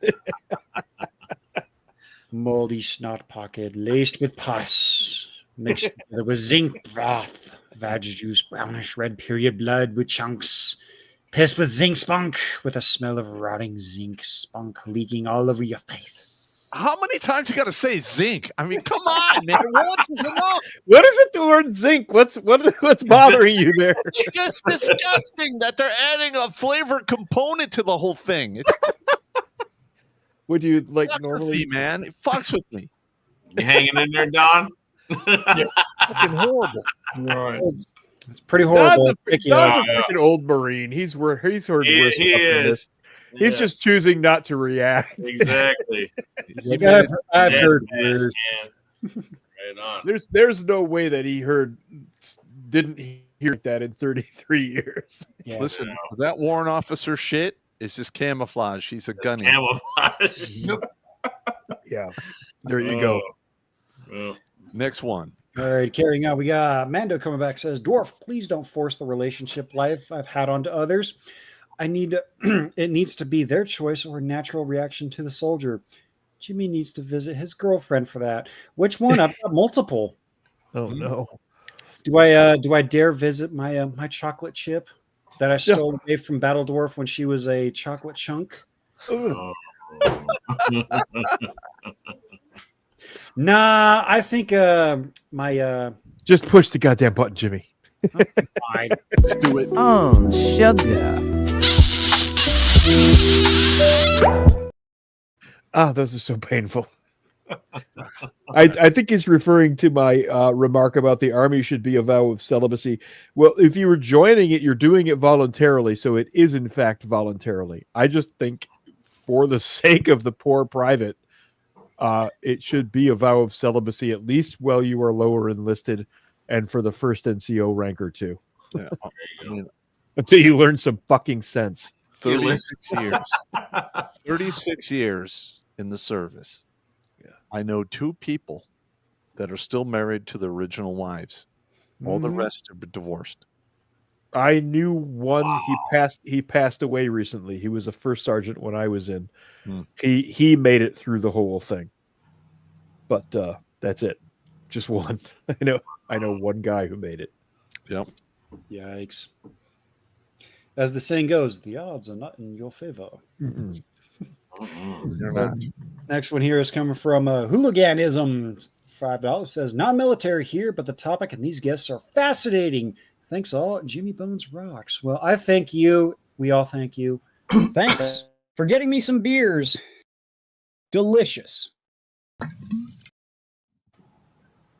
We're here for all of you guys. It just so happens that we're military. Yeah. That's all. Except for me.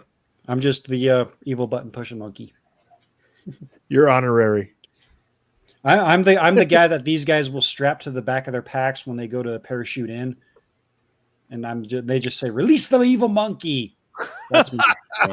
All right. We could promote him from button push monkey to trunk monkey. Yeah, I've seen that video a few times. It's pretty funny. Trunk monkey. Oh, God, I forgot about that. That's the next one we got. N2 Gas here says, I will have to source a script for browser so you can set up your computer as a bot to rewatch all of your videos after you report them. Huh? Actually, yeah, I'm going to be filing a police report with my local PD and then with the FBI Digital Crimes Division, and then run it up the flagpole and see who else I can get involved. Yep. Because I'm really aggravated. Yeah, that's fair. I'm not the guy that you really want aggravated at you. You don't poke Pop with a stick and you don't kick him in the dick, and you did both of them. Yeah. So we'll see how that works out. Someone's gonna get fucked. Let's see. Alucard's coming back. Don't worry, Pop. It's all good. Says, Pop, permission to use lightning strikes on those idiotas and contas. I would love for somebody to be able to call lightning on these people, but this is not Dungeons and Dragons, so it can't be done. But thank you. It's the thought that counts, of course. Well, I mean, what was it, like 4 years ago during a bright sunny day, a bolt of lightning struck a George Floyd mural. Yes. That was pretty great, actually. That was pretty great. And nothing you think people would get the hint when that happened, but no. Yeah. What's one of the 10 commandments? Thou shalt not worship false idols. That's definitely a big one. It's in there. Just saying. And Mando jumping back says, Pop, perhaps you need to go home and re-zinc your life. Fuck off. Yikes. Damn it. Crimes. Everyone gets fucked with, even me. That's good. Yes. Anyway. Yep. Yeah. Let's see. And we got 68 Barracuda jumping in and says, I'm not even buzzed. More people need to say Bolsheviks. perhaps another episode of Bolshevicville. Yep, he said it. Drink, and well, you know what? Maybe we ought to take a step down to Bolsheviksville. Where's my button? Yeah. There it is.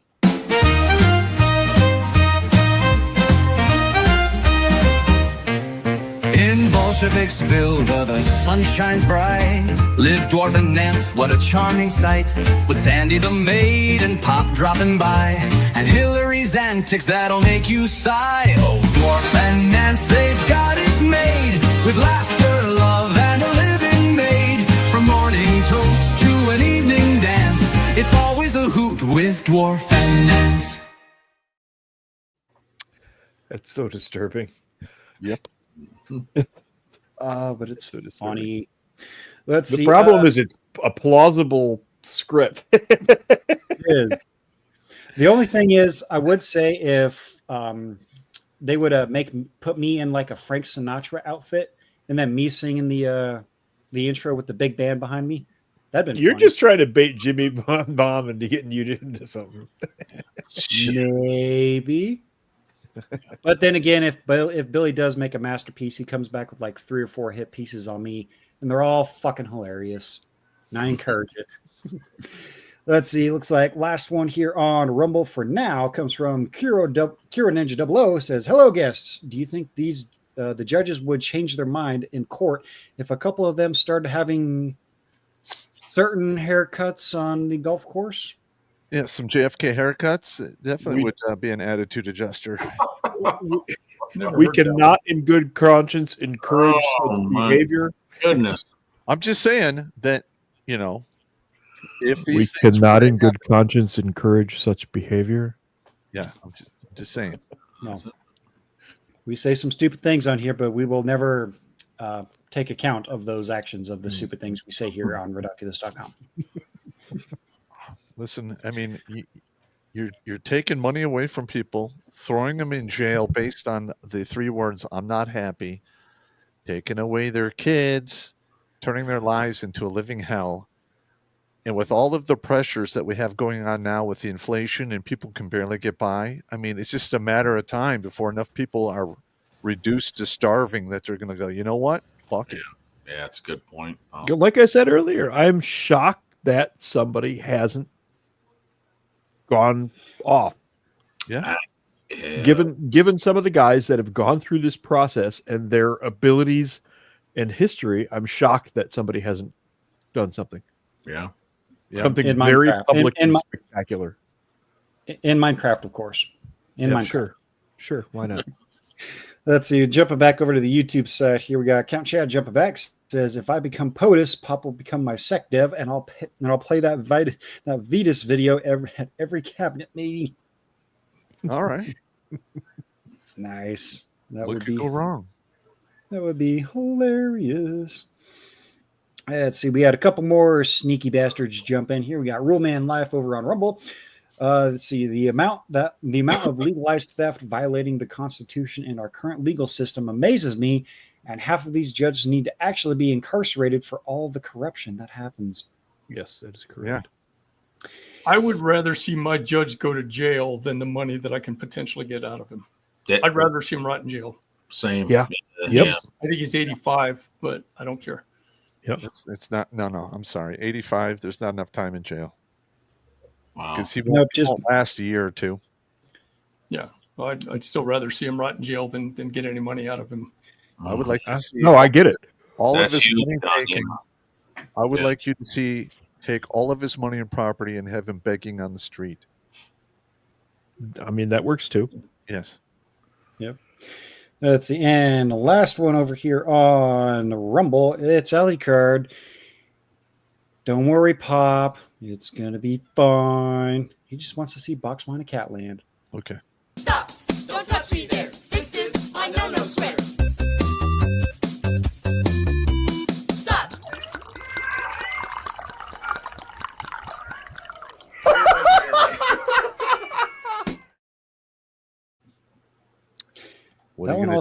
That one also never gets old. Let's see. We'll jump over to the MGTOW side of things right quick, fast, and in a hurry. We got 22 viewers over there. Let's see here. And we got a few over there. Got one from Crazy Uncle with $10 says, here is beer money. And I dropped an email for you. I do want to reiterate the Redonkulas 12 email no longer is in operation. Use redonkulas@gmail.com. That's POPP. Oh, that one is second, out, huh? second P is silent. Yeah. If you wind up saying two P's, you sound like a retard. Yep. Let's see. You got Moisture Patrol here with 25. It says, Pop, you're getting creamed. Phrasing. Here's some commie ducats from Canada. Godspeed on the channel recovery. Thank you, Syrupian. Syrupian. I love you guys. I like to pick on you. I love you guys though. I don't know what's better, Syrupian or Snow Mexican. I like the Snow Mexicans. Yeah. Yeah. Yeah. When I was a boy, I used to go over there to play pool all the time. When I was a teenager, we used to go over to Canada to play pool all the time. Nice. Let's see. We got MGTOW running with a couple here in a row. Excuse me. Says, evening, gents. Reporting from Battlefield, Los Angeles. My job has me driving all over LA, so I had to drive through downtown. Oh, good time. The crowds were already gone, but the graffiti left by rioters and tagging "fuck Trump," "fuck guys" all over City Hall. Wow. LA County Courthouse and the police station. And all of the graffiti cleaning crews were out in full force. A sobering reality of LA. Gavin Newsom is without doubt the most hated man in America. Yep. I don't know. There's a couple more that top my list. Anthony Fauci, the former head of the FBI, the former AG, the other former AG. It's a big list. But Newscom definitely on that. Jim Comey. Yeah. Yep. And MGTOW Ronan again says, and what pisses me off is that Bolshevik drink. Some bitch Gavin Newsom still thinks he could run for president. He's also tempting the president to come arrest him because he's not following federal law. The county knows Gavin is a slimy scumbag, and no matter how hard the Bolshevik drink. Lamestream Media covers for Newscom, and Karen Bass, Twitter, X, and Alternative Media is the show The Country and All Destruction in LA. And America's getting pissed off. Yeah, they are. Fuck around. Find out. Yeah, and apparently the Marines are getting sent to LA to protect federal law enforcement. And, well, I saw video. I can't confirm it. But apparently thugs and those with less than room temperature IQs are starting to shoot at cops. Well, we'll see what happens.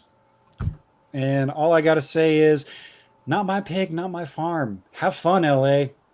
Stay safe to those that are there. Because, things are not looking good.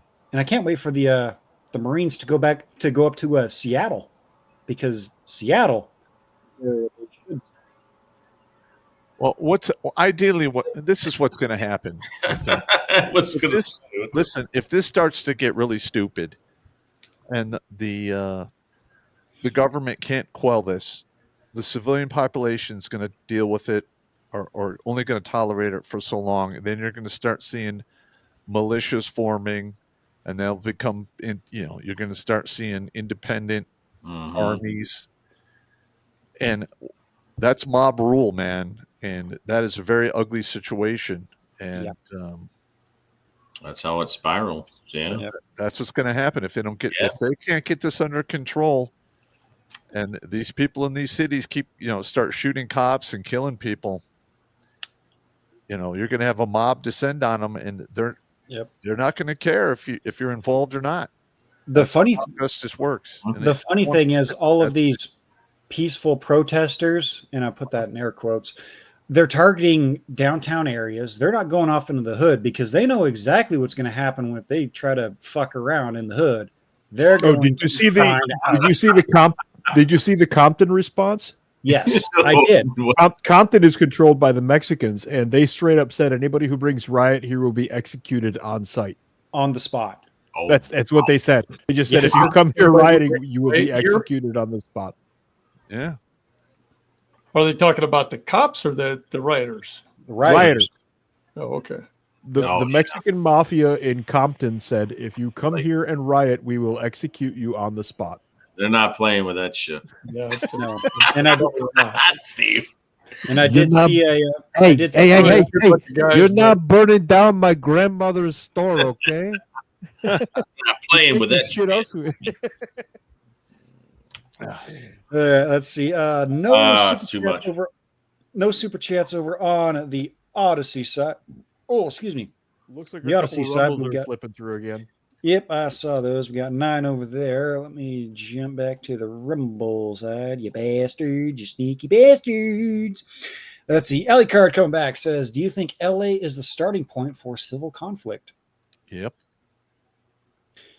The starting point of civil conflict was the exact moment that the Bolsheviks started getting power. And then they brought in their little commie cocksucker fuck bodies.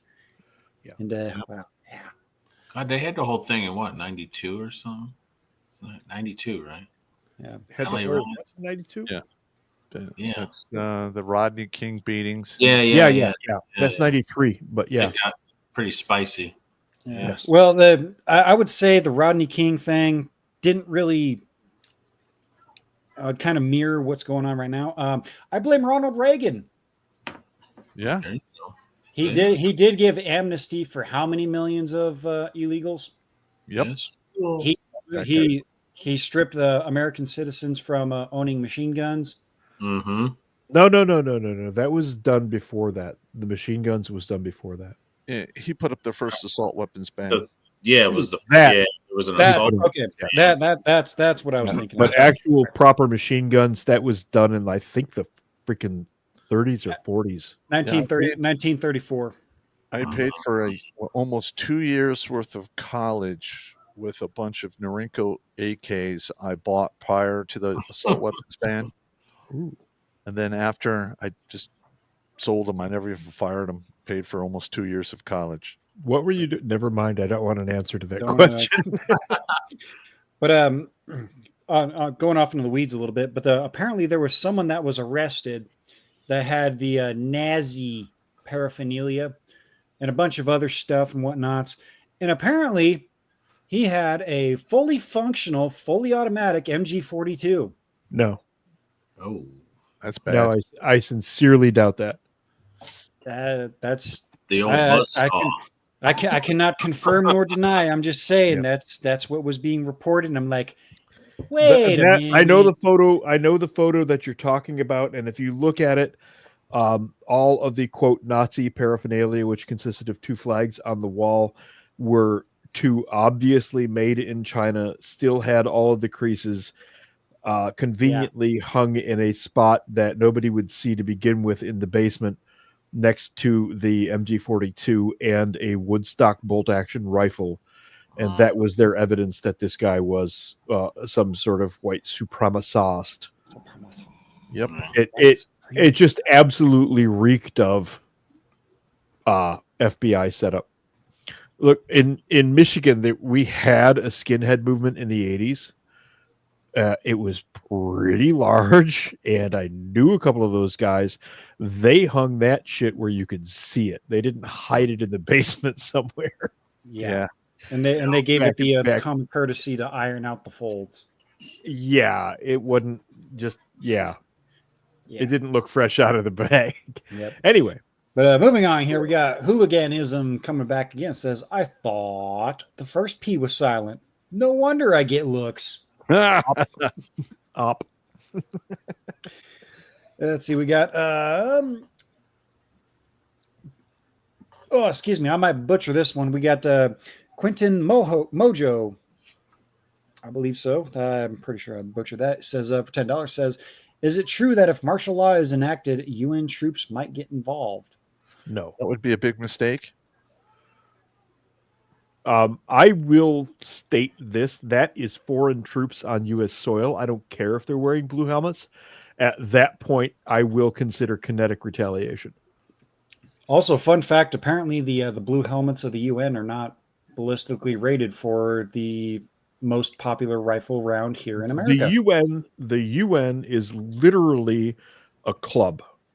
It has no governmental authority at all. It is an association of nations who send representatives to gather together and discuss things. It is not a governmental organization. If troops wearing UN helmets show up in U.S. cities, they are nothing more than foreign invaders, and it's gloves off at that point. Period. Yep. UN has no governmental authority, no matter what anybody says. Nobody voted for that to exist. Nobody put that thing in power. Yep. No. Hard pass. I don't mean to get all cranky about it, but that one sets me off. If you're wearing a blue helmet, run. Hey, Jimmy, keep reading. I got to hit the pisser real quick. Uh-oh, Pop's got to take a piss, so we got to get pee break. Don't do a break. No pee break. All right, Pop. Sounds good. But Pop, you're going to miss out on the atomic Hillary that Ali Squirrel bladder. Brandon and Don, I apologize. Get the eye bleach now.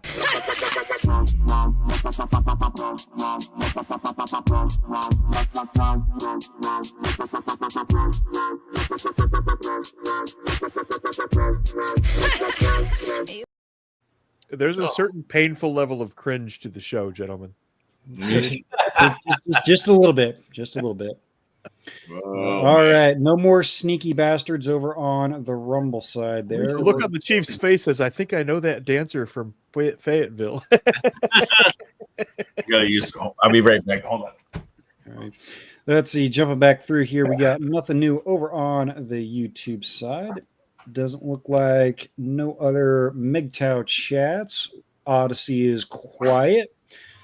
No more lemons over on DLive. Let's see. We got how many viewers over on the Itchy Twitchy? We got 8 over on Twitch. And over on the Twatosphere, we had 132 views. Wow. Winning. And for the Cash Apps. Up for Twitter. Good. Yep. And for the Cash Apps, we're going to have to wait for Pop to get back so he can bring those in. Hey, sorry about that. Speak of the devil, Pop, if you want to open up the Cash Apps and run through those, because I do not have access to that anymore. Stand by. Worldwide. Let's see what we got here. Keep an eye out for any more sneaky bastards over on Rumble, because they know they like to fuck with me. me. They love to sneak in there, man. That's like the new Rumble thing.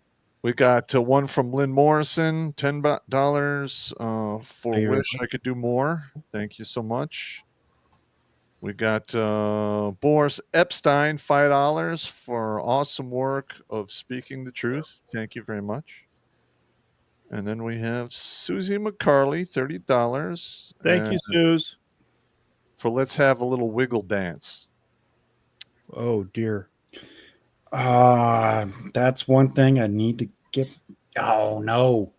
I still got to get with Blake. Or maybe I can get in touch with Billy Von Baum to get the wiggle dance. For the wiggle dance. Yeah, I don't have that button added here yet. So it's not the wiggle dance, but Don, I think you'll appreciate this one. Howdy, y'all. I'm Dave, and I want to talk to you about something real special. My naturally grown crayons.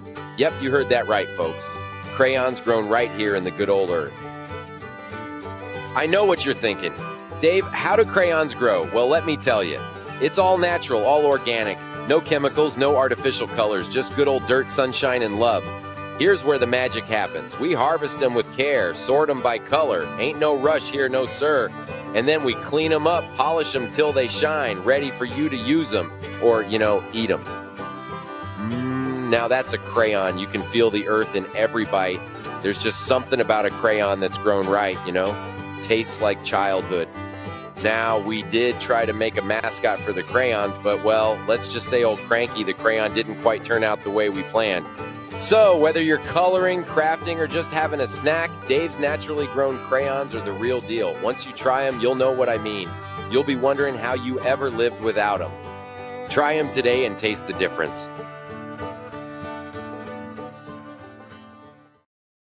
All right. Dave, of course, is a Marine. You know, I never, the entire time I was in, I never heard that. I didn't hear that till I was out. I don't know where that crayon thing originated. It cropped up. We started hearing Crayon Eater around 2003. That's Really? about when I heard it. Yeah. I never, because I retired in December 2019. Yeah. And I never heard it until after I was out. That's crazy. It must have started in like a specific AO. It Must have might- started in a specific box. Yep. Yep. Let's see. Alucard jumping back in because he's a sneaky bastard like that. Says, I'm the regiment's wisecracking human Kevorkian hybrid hellbent on causing chaos. That's a fact. Fair Well, enough. he sure is hellbent on trying to make Pop puke because no one has made Pop puke yet. We got a couple close calls, Yeah. but it He's hasn't trying. happened yet. He's trying. He sure is trying his damnedest. All right, I'm going to do one more quick run through. Okay. Rumble. Calm your tits. Got to save it for Thursday. So it looks like YouTube is all caught up there. Let me make sure. No more sneaky bastards in the Rumble. All righty. Nope, we're all clear there. And MGTOW.tv, when it decides to load for me, looks like nothing new over there. Nothing on the Odyssey side, but I did was able to get into the Redonkulas Pop email there. I have a email starred for you there, Pop. You'll have to read through that from Joe. All right. We have one that we need to read on Thursday. Yeah, that should be from Joe. I had that one as well. Yep, I have that one starred there. So, all righty, ladies and gentlemen, thank you for showing up here. Brandon and Dawn, any final words from you guys there tonight? I just want to add. Well, I probably have a crap load of stuff to add. I see somebody in the comments on YouTube goes by the name of Duck Dodger, seems to know who my judge is. If anybody out there went through this crap in Riverside County and happened to deal with my judge or the attorney Richard Muir, who's the third party attorney who screwed this up, please contact me because the more the merrier. The more people that sue these people, the merrier. And I'd love to see these people go down. So. Yeah. If you are out there and you don't know how to contact Don, contact us and we will forward it to Don and you can take it from there. Yes, perfect. Thank you. Absolutely. Brandon, any final words from you tonight, good sir? No, I appreciate it again, guys, having me on, and I'm definitely looking forward to segment 3 of this. Man, it's going to get juicy. Nice. That's what she said. Battle Dwarf, any final words from you tonight on this very fine Tuesday evening? Stay on the correct side of the lawn, gentlemen. Stay on the correct side of the lawn. We got some work to do still. Absolutely. All righty, Pop. Everybody knows it. Everybody loves it. It's time All for safety briefing. Oh, and everybody, don't drink and drive. Don't drink and swim. It's not going to work out for you. If you absolutely must fornicate, wear a condom, take it with you, or flush it down the toilet, watch it go all the way down. Why? Because women are sneaky bitches, and child support does last 18 to 21 years. Rack up, pack up, and stack up, because there's always safety in numbers, and maintain your situational awareness, because if you're going to be attacked, something in your environment will have changed. It's up to you to see it. And last but not least, I'm sick and tired of throwing you guys in the dirt because you're taking a permanent solution to a temporary problem. Play the long game. You have no idea what tomorrow holds for you, and it could change on a dime. So please stay in the fight. And if everything else fails, live at a motherfucking spite. And always remember, I am cheering for you when you win all of those battles, and even the ones you can never tell anyone about. Boom, beer me. Winning. And of course, everybody, you guys know my spiel. I got to do it because, well, I have the koozie in my hand. Jump on over to the fucking to the website there. That koozie right there, best koozie I've ever built. I've ever bought. Red Pill Rhino, your koozie is second. Sorry, yours isn't metal. Yours doesn't. Yours doesn't have the screw on top there to hold your beer in place. So you have to step up on that. But stay in the fight, live out of spite. I got the drinks, the rocks glass there. So I'm gonna have a very nice, lovely drink after that. I got the the hat, the shirt, shirts, anything that your heart desires, your cold black dead heart. It desires the Redonkulas gear. So get on it. And just be sure to make sure if your girl does the dishes that she doesn't squirt in it. Yeah. Because that's disgusting. Because that's cootie juices on the dishes. There you go. It's disgusting. All right, gents. I can't. No, I don't think any of us can. But before we tune off here tonight, I have a special video for all of the attorneys, all of the judges, and all of the systems that have been abusing their powers to any man that walks into the family court with a swinging dick. Don't get us sent to federal prison, Jimmy. Don't worry. Don't worry. I'm just going to play one of our favorite videos here. Fuck you and all your motherfucking friends, nigga. Give a fuck if y'all in kindergarten, I'll whoop y'all motherfucking ass. That's why Santa Claus ain't real, bitch. That's why I fucked your mama, bitch. I'll fuck up all your kids. I don't care, goddammit. Huh? Prove it to me. Prove it to me. That's why you ain't going to Disney World, bitch. Fuck you and your friends. Fuck all y'all, bitch. Oh, I need that. I need to find that. Oh, shit. Yeah. There you go. All righty, ladies and gentlemen. We are out for the night. We will see you on Thursday. Hit it. Hitting it.